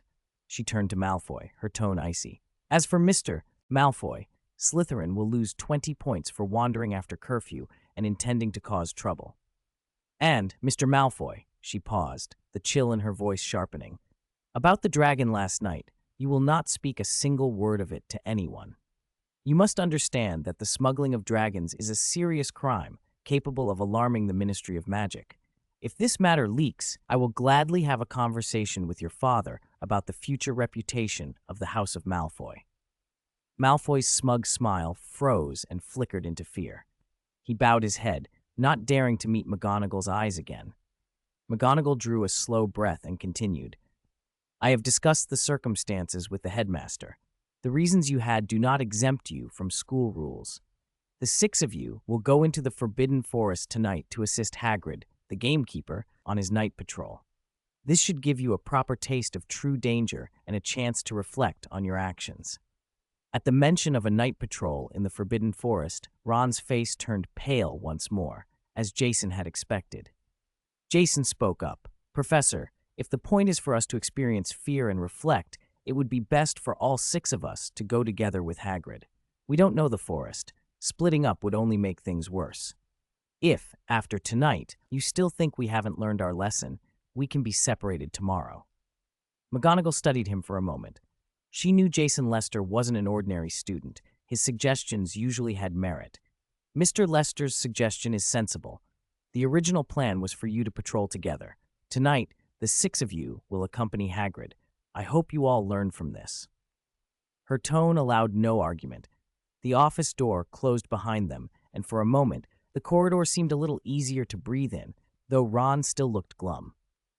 The unexpected trip to the Forbidden Forest was unavoidable. Jason, however, allowed a subtle curl of a smile. Tonight's forest would probably hold surprises of its own, and he might just have the chance to show the former Dark Lord exactly what the power of Arcane could do. Night had fallen completely, and Hogwarts settled into a hush. For the six young wizards about to enter the Forbidden Forest, that quiet felt cold and foreboding. Professor McGonagall led them, her steps firm, robes whispering in the night breeze. Each of the students behind her wore their own worries. Ron's face was still pale. He clung to Harry as if proximity could keep him safe.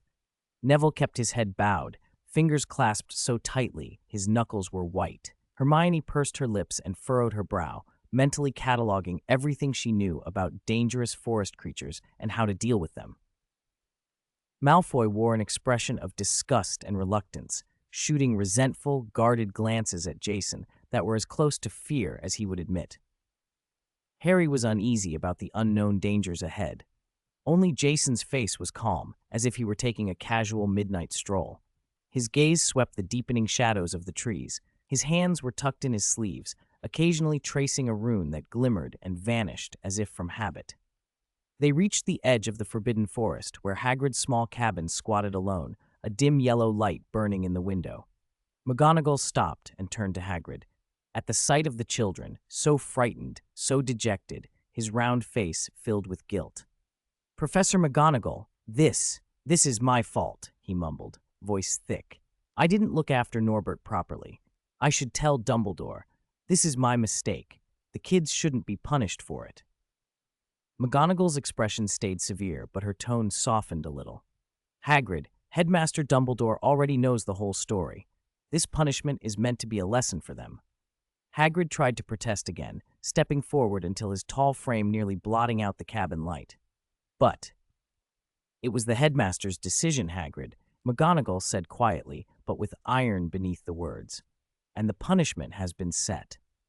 Hagrid's shoulders slumped. He knew the decision would not be overturned. He sighed and looked at the six of them. Seeing Ron and Neville on the verge of tears made his chest thump hard. "Don't you worry, kids. I'm here. I'll protect you with my life." He forced a smile that didn't reach his eyes, though he tried to make his voice lighter. "Most of the creatures in the forest know me, see? We'll just be doing a patrol. Nothing's going to happen. They're all lovely magical creatures. Once you see them, you'll like them." McGonagall's mouth twitched. Those lovely creatures probably only seemed so to Hagrid. She glanced from him to the students and then nodded. "Very well. They are in your care. Ensure their safety." "You can count on me, Professor," Hagrid said solemnly. The ministry of words ended there. McGonagall turned and made for the path back to the castle, her silhouette quickly swallowed by the night. Only Hagrid and the six students stood before the forest, an eerie quiet broken by distant cries from deep in the trees and by Ron's increasingly audible gulps.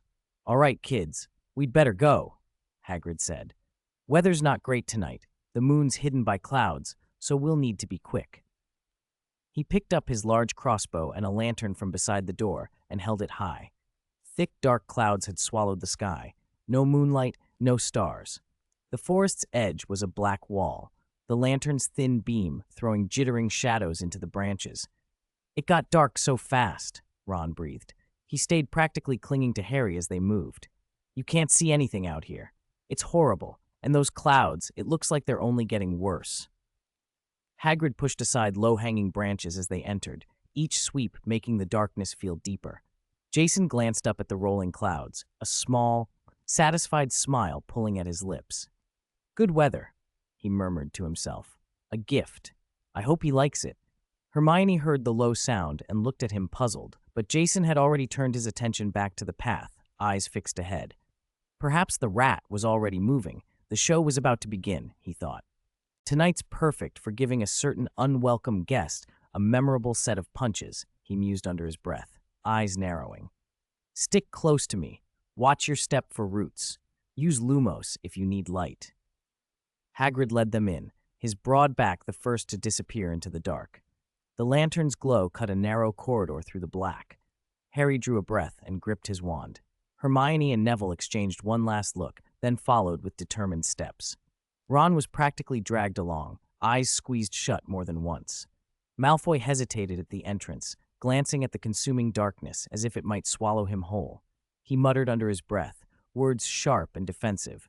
"Damn Potter, damn Weasley, and that mudblood. If anything happens to me, my father will not let you off." Jason walked in the middle of the line, unhurried and steady.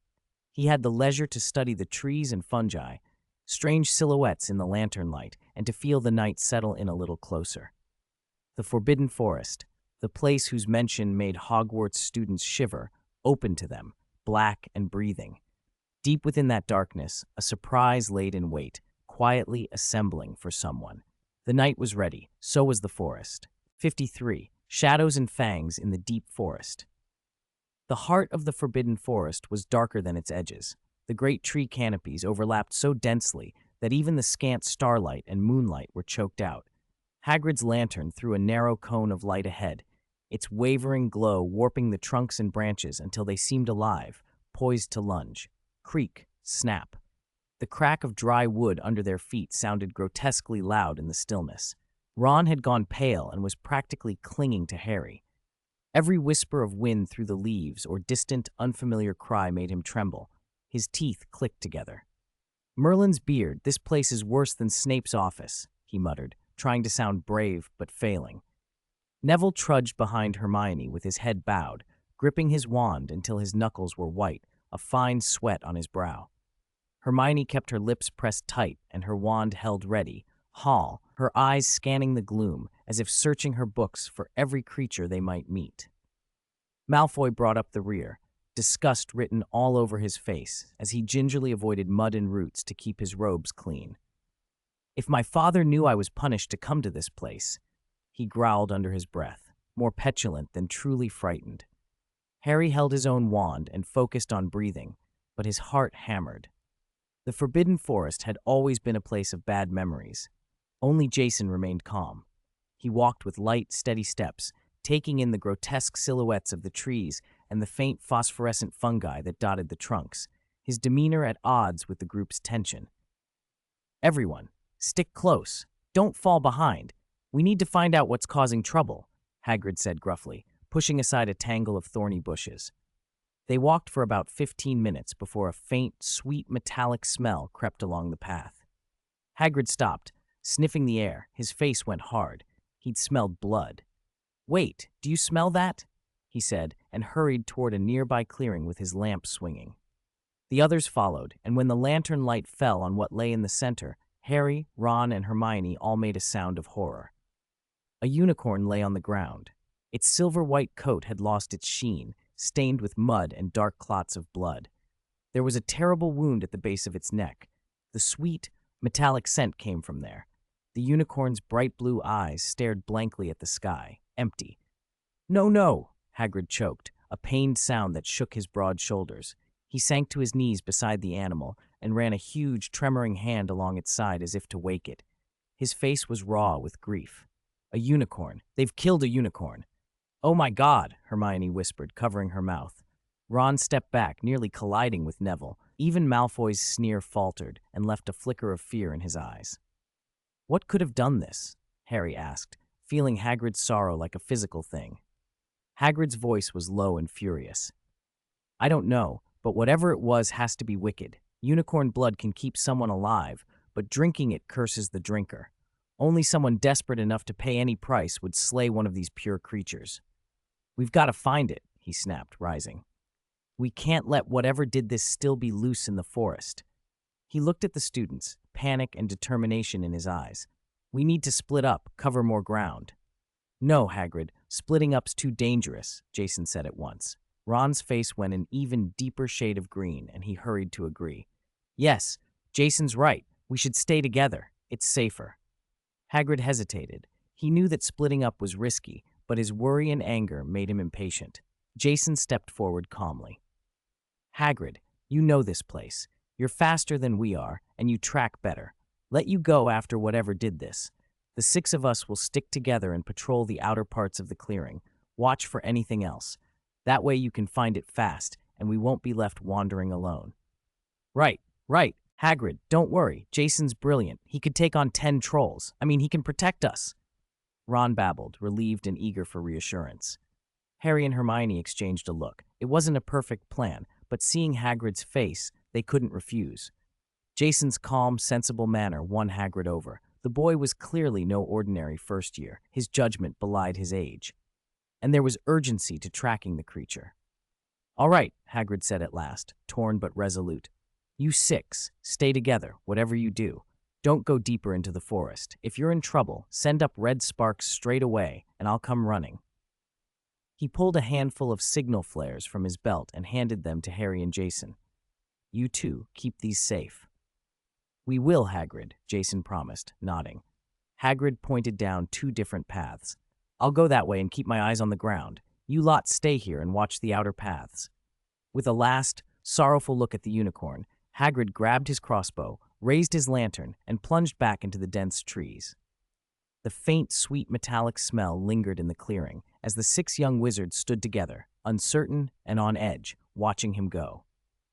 As soon as Hagrid's tall figure vanished into the trees, Malfoy could no longer contain himself. His sharp complaints ripped through the hush of the forest. "Bad luck! This is dreadful luck! First detention, now wandering around this miserable place with you lot." He kicked a stone, his face full of disgust. "Listen, if anything happens to me, my father will see to it you're punished." "You shut up, Malfoy." Ron's face went red. "If you hadn't sneaked off in the middle of the night to tell on us, we wouldn't even be here." "All right, everyone, stop arguing."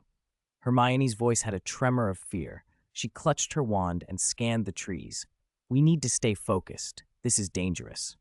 The Forbidden Forest was a tangle of ancient trunks and reaching branches. A thin mist hugged the ground, turning familiar shapes strange and unreal. Jason ignored the bickering behind him. The moment Hagrid disappeared, an arcane ripple, undetectable to ordinary folk, spread from him, probing the forest and mapping out every living thing. To his senses, the wood was far from silent. It pulsed with primitive, restless life.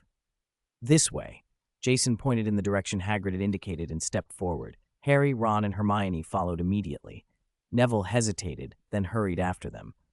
Malfoy grumbled for a moment, then reluctantly trailed along. Without Hagrid, the group felt smaller, more exposed. Every rustle and distant hoot tightened their nerves. "Jason, do you really think we'll be all right?" Neville's voice shook. He clutched his robes like a child. "Don't worry, I'm here." Jason's steps did not falter. "And remember, you're wizards too." That was enough to steady Harry and Hermione. They pressed on along the narrow path. Overhead, the branches knit together so tightly, moonlight only pierced in scattered slants. Ron stuck close to Harry, letting out little stifled gasps. Then Jason, still in the lead, froze, lifted his hand, and made a shushing gesture. "What is it?" Harry whispered, heart thudding. Jason's eyes were fixed on a thicket to their left front. In his arcane perception, dozens of life signatures were converging on them at alarming speed, each threaded with blind malice and hunger. "Prepare yourselves," he said quietly. "Something's coming, and there are a lot of them." Rustle, rustle, rustle. A chilling skittering rose from the bushes all around.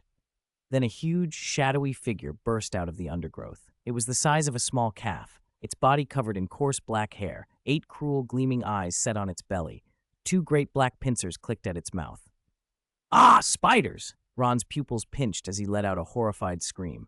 His knees went, and he dropped, scrambling backward on hands and feet, pale-faced. An acromantula. Before anyone could react, more poured out of the dark, big ones and small, some dropping from branches, others crawling from burrows. They spread, a writhing black tide, hemming the 6 young wizards in. The air filled with a sick, bloodthirsty stench. "Oh my God!" Hermione went white. Her hand shook so badly she could barely hold her wand. Neville could hardly stand. He clung to a tree just to keep from collapsing. Malfoy screamed and spun to run, but a spider lowered itself silently behind him, blocking the escape. Its massive pincers hovered inches from his nose. "Wah!" Malfoy's eyes rolled back. He fell to the ground, shrieking, Don't eat me! My father is Lucius Malfoy." "Impedimenta!" Harry was first to react. He jabbed his wand and cast at the nearest spider. A jet of red light struck it, slowing its movements for a heartbeat, but more spiders were hissing and closing in. "There are too many! We're surrounded!" Ron yelled, waving his wand wildly. Terror tangled his voice so he couldn't even manage a full spell. Only Jason's expression was cool. Acromantulas, Aragog's spawn. He felt no sentiment for creatures who, despite Hagrid's kindness, were still savage. Perfect. He would use them to test what his recent training had produced, and show these pampered children what real combat looked like. He moved back, putting the others before him, and leveled his wand. A faint blue arcane light glowed at the tip. "A pack of beasts with no sense of gratitude," he said quietly. "Since you're so hungry, I'll let Harry and Ron welcome you properly." Then, ignoring the spiders scrabbling, he barked at Ron. "Ron, don't lie there like a sack of mud. Pick up your wand. Remember how you fought the troll. These creatures don't have troll hide." Ron jolted. Seeing Harry raise his wand and Jason standing so calm, something like courage rose in him. He scrambled to his feet and gripped his wand. Jason stretched his wand forward. Two massive rune halves, one horizontal, one vertical, flared into being in golden light. They intersected, rotated, and formed a perfect sphere around the group. The shield repelled a frantic spider that lunged at it with a sharp hiss. The newly improved Ire Rune shield not only defended against magic, it also offered much greater resistance to physical impact. "Harry," Jason's voice rang inside the shield. "Remember Lightning Strike. Forget how it felt in practice. Go all out. Give them a shock." Harry drew a deep breath and swallowed his pounding heart. He remembered Jason's instructions from training, aimed at the largest acromantula, and poured everything into the spell. Fulmin Parvis. A sizzle burst from his wand, not the thin arc he'd managed in practice, but a solid purplish-blue bolt of electricity. It tore through the air with a sharp crack and struck the spider's head. Screech! The lightning pierced its hard shell and detonated inside the creature. It let out a high, shrill shriek, convulsed and collapsed as if its bones had been melted away. A charred hole blackened its carapace. The sting of burning protein hung in the air. Its long legs twitched once or twice, then went still. The force of the strike sent surrounding spiders skittering back. Inside the shield, Hermione, Ron, Neville, and even Malfoy stood stunned. A first-year practice spell, no, not even a school spell, could produce such power. One hit, one kill. "Well done, Harry." Jason's praise cut through the silence. "Keep going. Don't give them a chance to breathe." Harry felt a surge of heat race up into his head, and the fear that had been crowding his thoughts was almost washed away by a fierce, almost gloating satisfaction. The magic inside him was far more abundant than he'd expected, and it obeyed him as smoothly as if it had been waiting for his command. This was the payoff for the meditation Jason had drilled into him. Not only did his raw power rival that of an adult wizard, but the quality and precision of his control were light years ahead of his classmates. He raised his wand again. A purple-blue filament of crackling energy answered his will, twisting and stretching until it struck another spider dead on, electrocuting it into a charred, curled husk. Ron watched Harry for a beat, then remembered the earth spike technique Jason had shown him. Pride and a stubborn refusal to be outdone flared up in him. He concentrated, stamped his foot, and thrust his wand forward, shouting, "Terra Spiculum!" A dull crack sounded from the ground. A thick, jagged stone spike burst up through the spider's soft abdomen and hurled it high into the air. The creature's legs twitched uselessly. Dark green ichor welled from the wound as it shrieked and went limp. I did it!" Ron stared at the suspended corpse in astonishment. Then ecstasy flooded his face. Power flushed through him. He stopped worrying about precision and simply stamped again and again. Pale, earthy light flared at his wand tip each time. Stone spikes erupted wherever he aimed. Not every spike hit, but they wreaked havoc. Several unlucky acromantulas were impaled or had limbs crushed. Neville and Malfoy gaped. This wasn't the shy Ron Weasley or the all-talk Harry Potter they knew. The force of their spells was nothing like first-year magic. Malfoy, for the first time, felt a flicker of envy and a selfish urge to learn whatever Jason had taught them. Hermione didn't stand idle either. Cooler-headed than the boys, she'd steadied when Jason's Air Rune Shield had flared into being. She didn't throw out obvious offensive charms. Instead, she used a wind-based spell Jason had taught her in private, difficult to defend against, tracking and sharply cutting. "Ventus Lamina," she breathed, flicking her wand. There was no visible change in the air. Then a charging spider screamed as half its body split open. It crashed to the ground in pieces. Invisible wind blades followed in quick succession, stirring chaos through the horde. They were impossibly sharp. Not only did they slice through chitin, but a few that flew wide severed tree trunks as thick as a bowl. Under the protection of the golden Ire Rune Shield, Harry, Ron, and Hermione grew bolder. Harry's lightning was quick and lethal. Ron's earth spikes were brutal and effective, and Hermione's wind blades were precise and terrifyingly hard to defend against. Each successful strike pumped them with confidence. Fear on their faces gave way to exhilaration. Jason stood relaxed at the shield's center, arms folded, his wand idle between his fingers. He'd meant to handle the spiders himself, but watching the students perform, he decided the best lesson was experience. He would maintain the shield and let them learn firsthand. Countless acromantulas, maddened by the blood and the deaths of their fellows, lashed out at the shimmering barrier. Fangs and hard segmented limbs slammed into the golden ring with a shower of sparks and a metallic clang, but the shield held unmoved. Seeing the defense, Neville and even Malfoy found a sliver of courage. Though Malfoy's face was ashen, he thrust his wand out and spat random charms into the forest. Petrificus totalis, impedimenta. Their spells were puny compared to Harry's, but they occasionally threw a spider off course. Neville, voice trembling, managed a shaky Expelliarmus and a clumsy impedimenta. The defense stirred and the fighting intensified. Then, from deeper in the forbidden forest, darker shadows began to shift. The rustling grew into a roar as more black forms surged toward the clearing. Swarms of acromantulas poured in from every direction, almost drowning the little circle of light within the shield. All that could be seen beyond the barrier were writhing fangs and glittering, malevolent eyes. Too many. Too many. We're going to die here. Neville's recent courage collapsed. He stared at the press of bodies outside the shield and began to cry out. Malfoy clung to the inner curve of the barrier, white and shaking. My father won't. He won't let them get away with this. He won't let you all. He babbled, panic draining his desire to learn any magic. He only wanted to survive. Even Harry and Ron, who had been fighting so fiercely, slowed. Their spells came less often. The sight of wave after wave of nests and nests of spiders revived fear and hopelessness. There really are too many, Harry panted, counting the seemingly endless tide of creatures. Only Hermione kept gritting her teeth and casting, but sweat beaded at her hairline, and each breath came sharper. Their youthful magics were being drained to near exhaustion by continuous exertion. Every spell they threw took a toll, and after this long, the strain was visible on all of them. 56. Despair? The battle in the Forbidden Forest had reached a deadlock.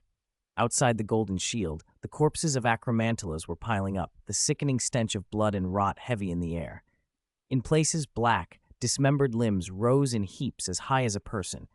The monsters paid no heed to their dead. The scent of blood only made them more furious. They surged forward over their fallen kin, raking the rotating golden halo with chelicerae and jointed legs. Clang! Clang, clang. Each blow sent up showers of golden sparks. Inside the shield, Harry, Ron, and Hermione were near collapse. Every wand swing came with a ragged breath. The electrical arcs from Harry's wand thinned and dimmed, striking the spider's thick carapaces and leaving only shallow scorch marks. Sweat stung his eyes and blurred his vision. The power of his lightning strike had been sapped. Ron was worse off, pale, lips cracked, every stamp to cast Earthspike feeling heavier, more mechanical. The earthy yellow light of his spell faded, and the jagged stone spikes that crawled up were small and weak, often crushed the moment they broke the surface. He doubled over, hand on his knees, burning lungs rasping for air. Hermione bit her lower lip. Her eyes, once bright, were bloodshot. Her wind blades were still precise, but both their number and force had dwindled. When they struck the spider's carapaces, they only scraped, no longer able to tear them apart the way they had before. Her magic was nearly gone. Each cast left her dizzy. There are too many. Harry, we can't hold on much longer, Ron panted, nearly leaning on Harry to stay upright. Harry and Hermione were too exhausted to reply. Their pale faces and wobbling posture said enough. Their magic could run out at any moment. Their robes were soaked with sweat. Neville cowered in the shield's corner, hands clamped to his head, trembling.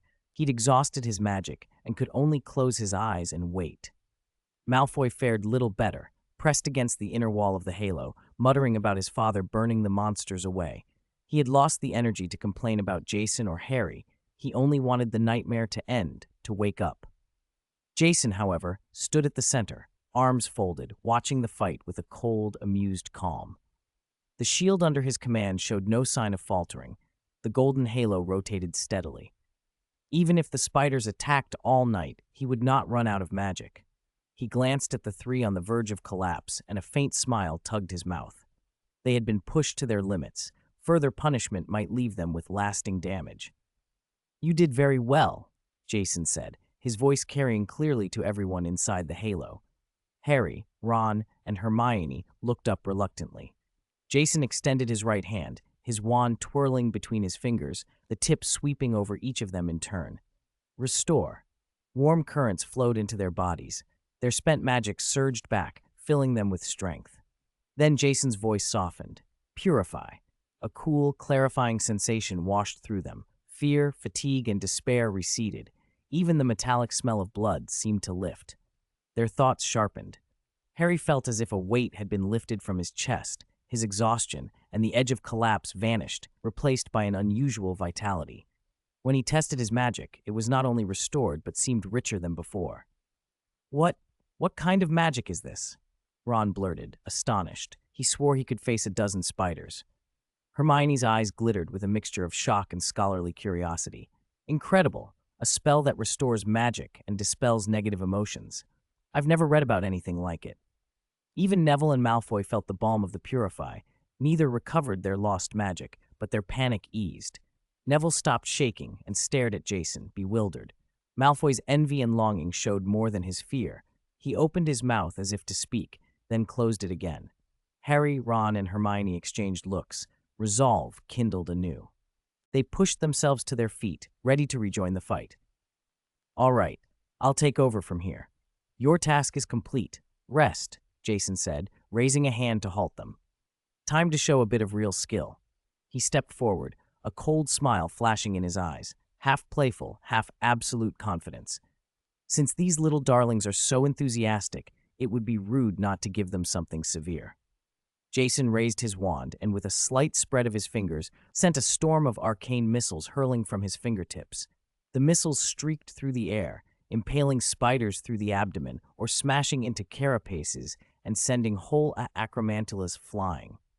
Black ichor splattered the leaf-strewn ground, and flames erupted where the missiles struck. Rolling waves of heat made the air shimmer. The acromantulas tumbled and writhed like living black fireballs. The young wizards inside the shield felt it immediately. Though the halo blocked direct heat, it could not prevent the flame from consuming oxygen. The air inside grew thin. They began to gasp. Jason corrected his oversight without breaking stride. "Ice roar," he intoned. An intense chill radiated from him. The wind slammed outward, and the temperature plunged. Frost condensed on the golden halo, and in moments the surrounding trees, bushes, even dead leaves on the forest floor were sheathed in white. With a rasping, grinding crack, countless razor-sharp ice blades formed out of the air, dense, glittering spears that fell and rose in a blizzard of frost, their numbers so great they seemed to blot out the sky. Roar! The sound ripped through the depths of the forbidden forest. Not an animal cry, but the pure thunder of ice and magic. In the next instant, countless blades of ice answered, changing course as if guided, slicing inward from every direction toward the acromantulas. The forest filled with a rain of tearing sounds as the ice pierced chitin and flesh. Carapaces split, organs were exposed, and shattered spider parts glittered with cold light as they flew through the air. The acromantulas that had been rampaging a moment before found their hard armor useless against the ice roar. Blades cut through them, pinning some to the ground, cutting others to pieces.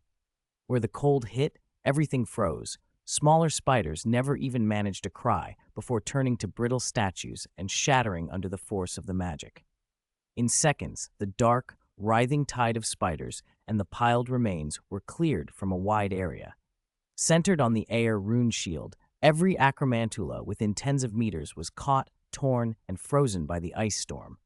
The tornado of ice rotated around the shield, drawing in creatures nearby. Towering trees were uprooted, shredded to splinters, and swept up into the vortex like powder. It was as if an ice dragon had connected sky to earth and was thrashing wildly. The glow from the storm lit the principal's office not far off. Creatures of the forbidden forest scattered and fled. Jason cut off the flow of magic, and the storm gradually died away. When it was over, the ground was carpeted with shattered ice, spider fragments, and dark green innards mixed with crystals that gleamed coldly in the dim light. The air itself felt icier, For a moment there was only silence. Harry, Ron, and Hermione stood rooted, mouths open, staring at the scene. Harry's lightning strike was powerful, but beside this display it looked like a child's toy. Ron's earth spikes seemed crude by comparison. Ron suddenly understood that when Jason had said the spiders were not that tough, he had not been comforting them. He had been stating a fact. If Jason could wield magic like that, there was so much more to learn. Hermione was speechless. All her book-learned confidence deserted her.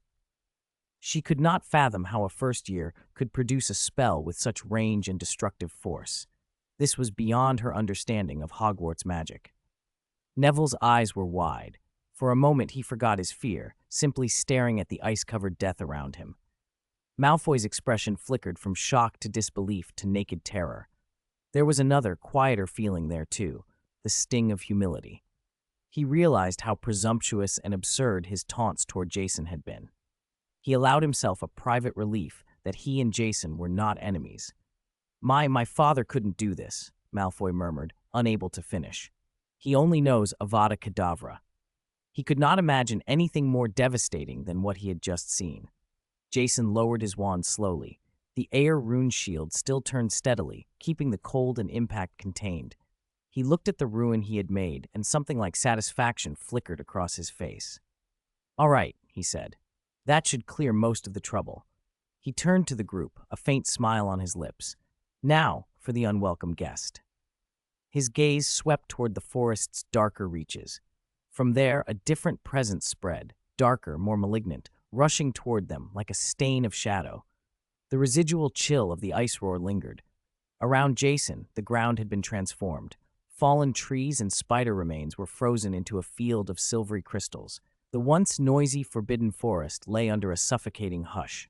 Harry, Ron, and Hermione breathed, still feeling the after-effects of magic, and tried to make sense of what they had seen. Jason's silhouette against the glittering ice made him seem both strange and imposing. Then, the darkness in the heart of the trees thickened. Fog poured from between trunks and pooled silently, spreading over the area Jason had cleansed. Dark clouds churned above, swallowing the last of the starlight, and the world dimmed. A new chill emanated, deeper than the cold of the ice roar. It crept into the mind, corrosive and oppressive.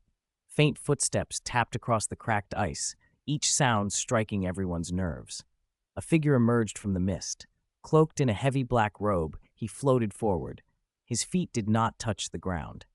The hem of the robe cast a moving shadow over the snowy crystals. His hood was drawn low, hiding his face in darkness, with only two dim points of crimson seeming to flicker in the depths.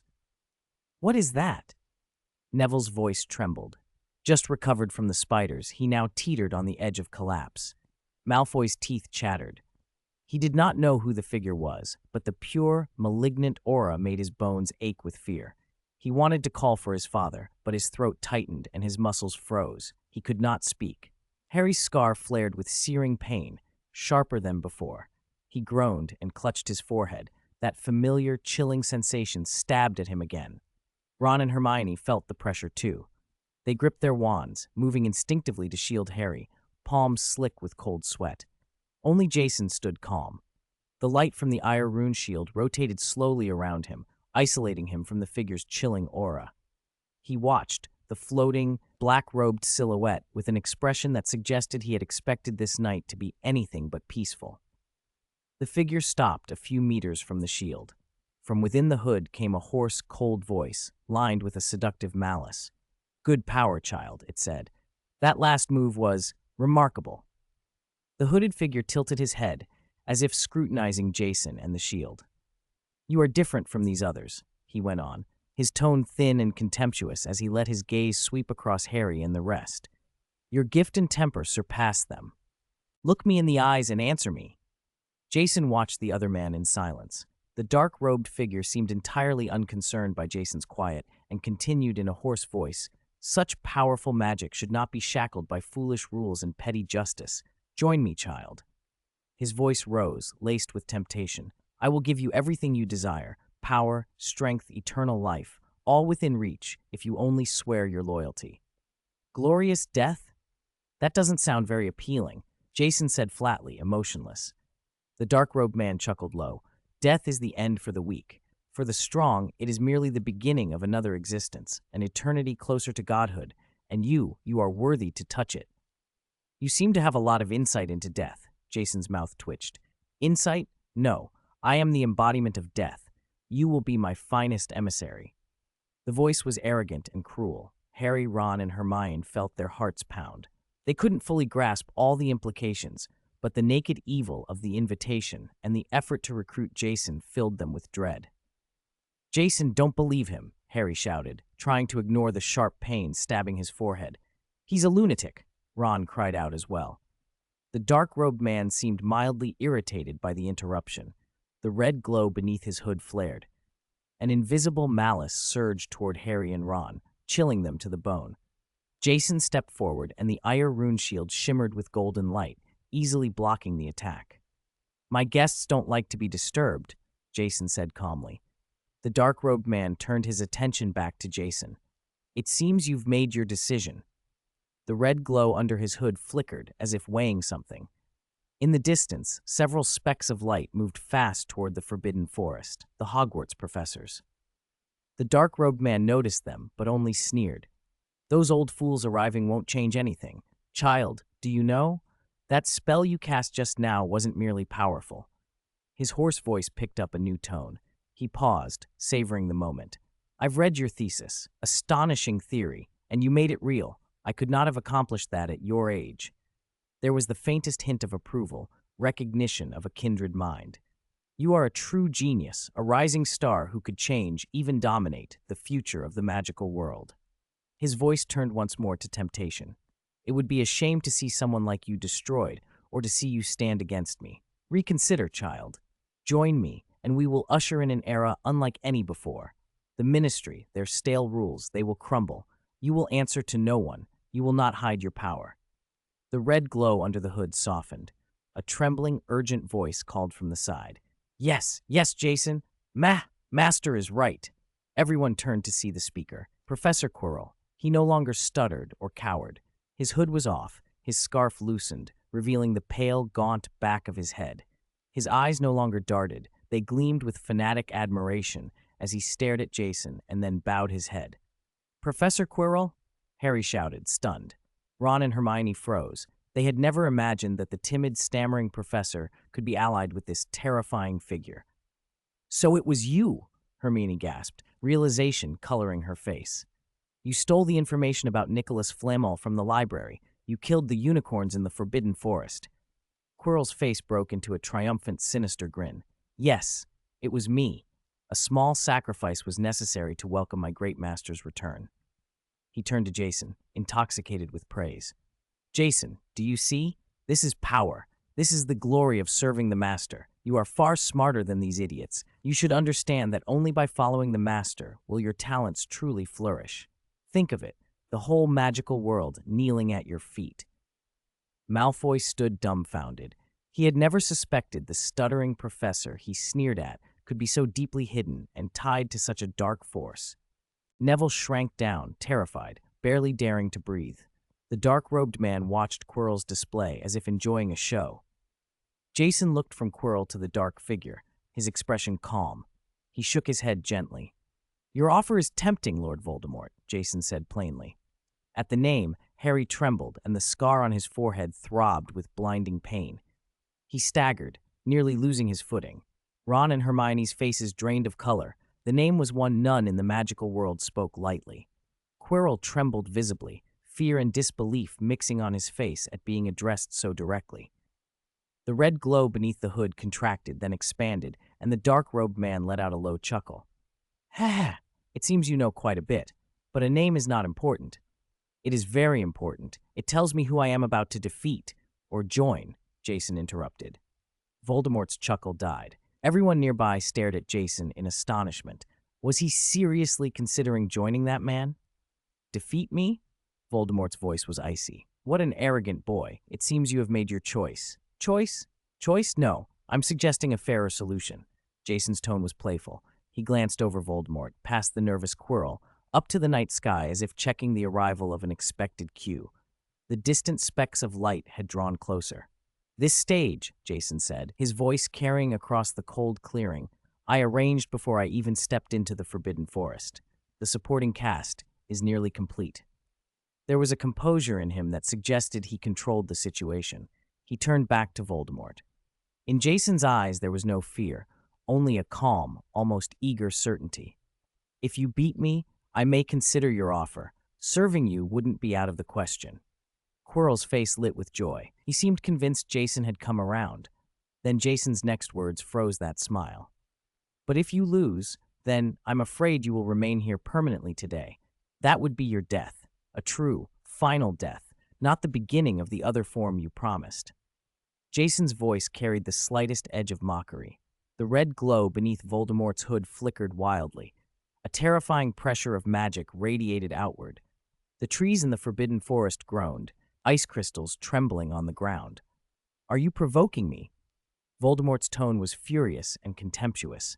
How long had it been since anyone dared speak to him like that, especially after such a so-called merciful invitation? You could put it that way, Jason said, smiling. Moonlight and the golden sheen of the Ire rune shield lit his face, making the smile almost dazzling. With just you, a mere stripling? Voldemort laughed, a sound full of murderous intent. With just me. Jason stepped forward. The Ire rune shield looked almost solidified around him. He extended a hand toward Voldemort in a composed, elegant gesture, as if inviting a partner to a dance rather than facing a dark lord. Come, Jason said, a hint of unfathomable amusement in his voice, the words ringing in the dead silence of the Forbidden Forest. Do you wish to dance, Lord Voldemort, or shall I call you Tom Riddle? 59. Thunder is calling you. Thunder is calling you. Those last words made Lord Voldemort's aura falter. The red glow beneath his hood contracted suddenly, like two stars about to collapse. Look into my eyes and answer me. Jason's voice cut through the air as he addressed Voldemort's essence directly. Do you want to dance? There was no warmth in his tone, only pure killing intent.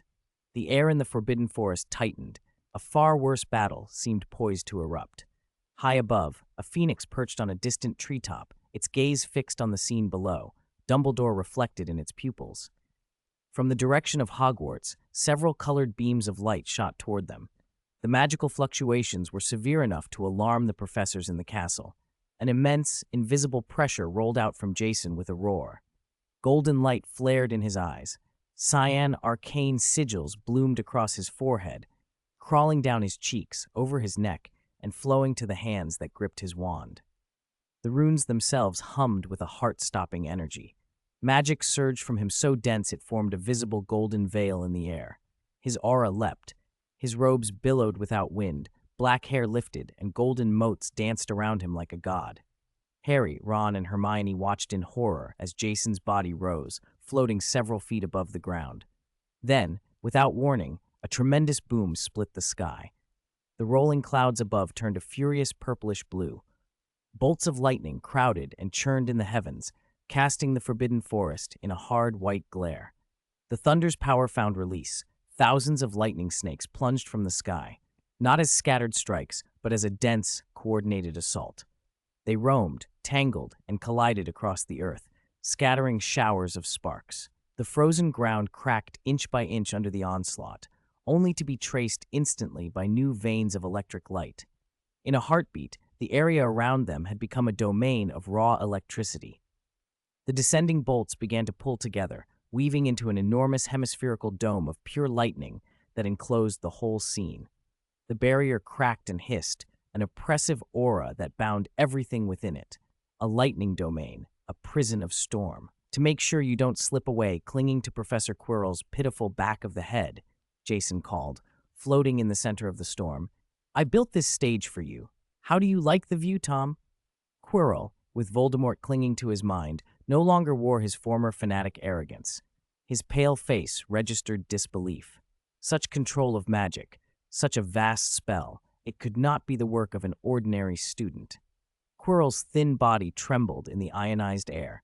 His skin pricked and went numb. Voldemort tried to lift Quirrell clear of the wild currents on the ground, but Quirrell's movements were stiff and sluggish, as if resisting. Jason flicked his hand, almost casually. A milder bolt peeled from the edge of the lightning prison, and formed a small, shimmering shield in front of Harry, Ron, Hermione, Neville, and Malfoy, isolating them from the worst of the storm so the lightning wouldn't finish them off in the aftermath. A single, audible gulp broke through the thunder. The five stood rooted, jaws slack, staring up at Jason, golden aura, lightning behind him, and a power that made everything they knew look small. Was this the same Jason who attended classes and read in the common room? Harry's lightning strike now seemed trivial compared to the sky itself. Ron's earth techniques looked childish. Hermione's pride in her magical knowledge felt suddenly inadequate. So, this is Jason's real power? Ron breathed, voice trembling. Malfoy opened his mouth to sneer, then found no words. His earlier curiosity about Jason's magic had curdled into reverence and relief. Relief that his past provocations had been mere play and that Jason had not felt cornered enough to wipe them all away. He knew, without doubt, that Jason could have erased them in an instant if he chose. Jason felt the surge of power filling him, a new high. It was strength, pure and overwhelming. He stood on the brink of the threshold every mage feared and desired, the second-order arcanist. His magical reserves, the quality of his power, and his precision of control already surpassed those of more than 99% of wizards alive. The rune array he had prepared inside his chest kept feeding him energy, boosting his capacity to the equivalent of 50 times that of a wizard at his level. 50 times the magical power, guided by flawless arcane technique, defeat was impossible.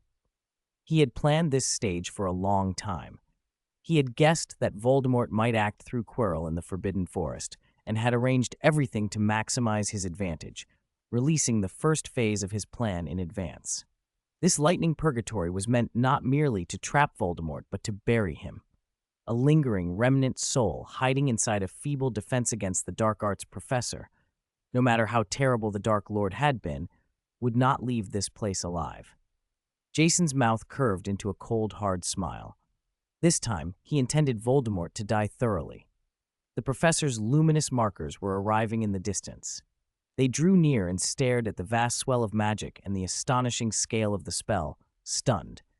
But Jason did not care about their reaction. The stage was set, the lead actor in place. What came next would be his grand farewell performance for a very unwelcome guest. Destroy everything with ease? Is that all? Quirrell's hoarse shriek cut through the thunder. His face was a mask of fear and madness, his eyes blazing with a malevolent red light.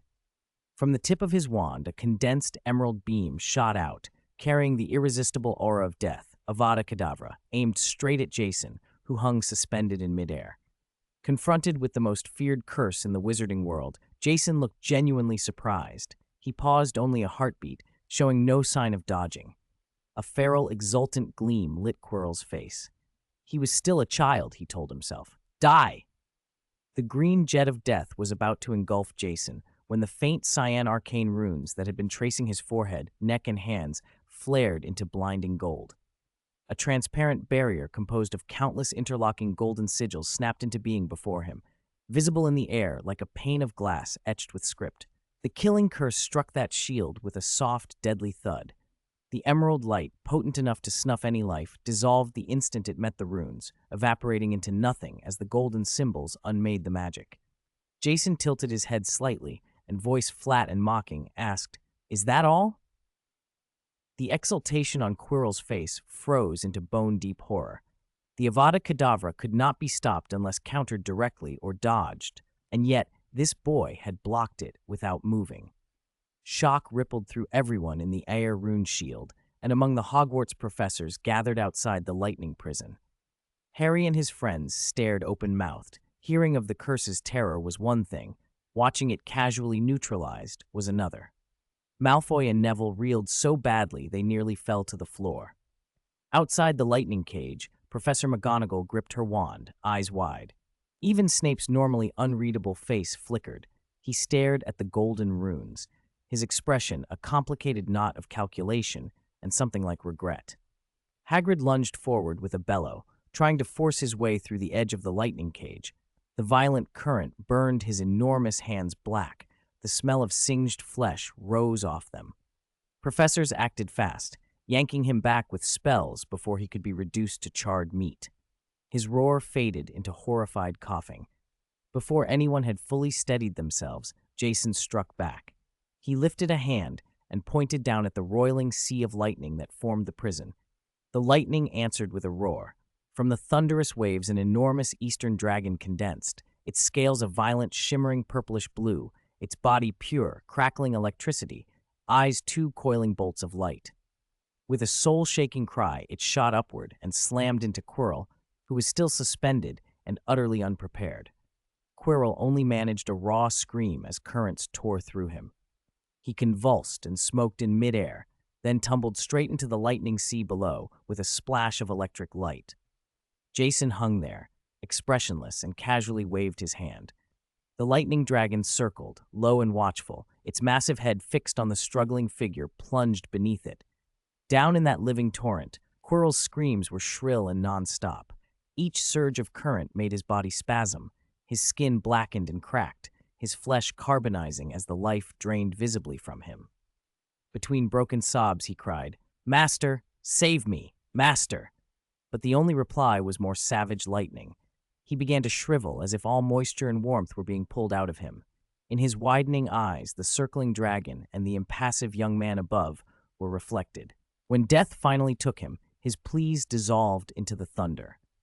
Black mist seeped from the charred back of his head, rising and thickening until it condensed into a pile of ashes that scattered on the electric arcs. A cold, malignant roar did not simply ring out into the air. It exploded directly inside everyone's minds. It hit with such force that its impact felt tangible. Malfoy and Neville took the brunt of it inside the Aer rune shield. Both groaned, clutched their heads, and blacked out. Harry's scar flared with an unprecedented, searing pain that nearly buckled him. Outside the cage, Snape's pupils pinched. He lifted his wand, tip flashing green, his dark eyes cold with hatred and a flash of something like private pain. McGonagall had already aimed her wand at the rising mist, face thunderous. Hagrid, hands still trembling and singed, gripped his umbrella wand with a mix of fury and dread. Everyone understood. The true enemy had just revealed himself. The black mist twisted and swirled, condensing into a gigantic skull that glowed sickly green. Two eerie green flames burned in its hollow sockets, full of hate and the urge to unmake life. "I will scatter your soul," the voice of Lord Voldemort hissed again. He felt how the lightning barrier strangled his remnant existence. Forcing his way through would mean annihilation. The only way out was to destroy the boy before the prison finished erasing him. The flaming skull flared and charged, trailing a long, burning tail. It lunged for Jason, not to wound his body, but to strike at the very core of him. This attack embodied the last shards of Voldemort's remnant soul, laden with his endless resentment and fury. It was a vicious, soul-directed assault, more a malignant omen than ordinary dark arts, a desperate, domineering technique meant to perish alongside its maker.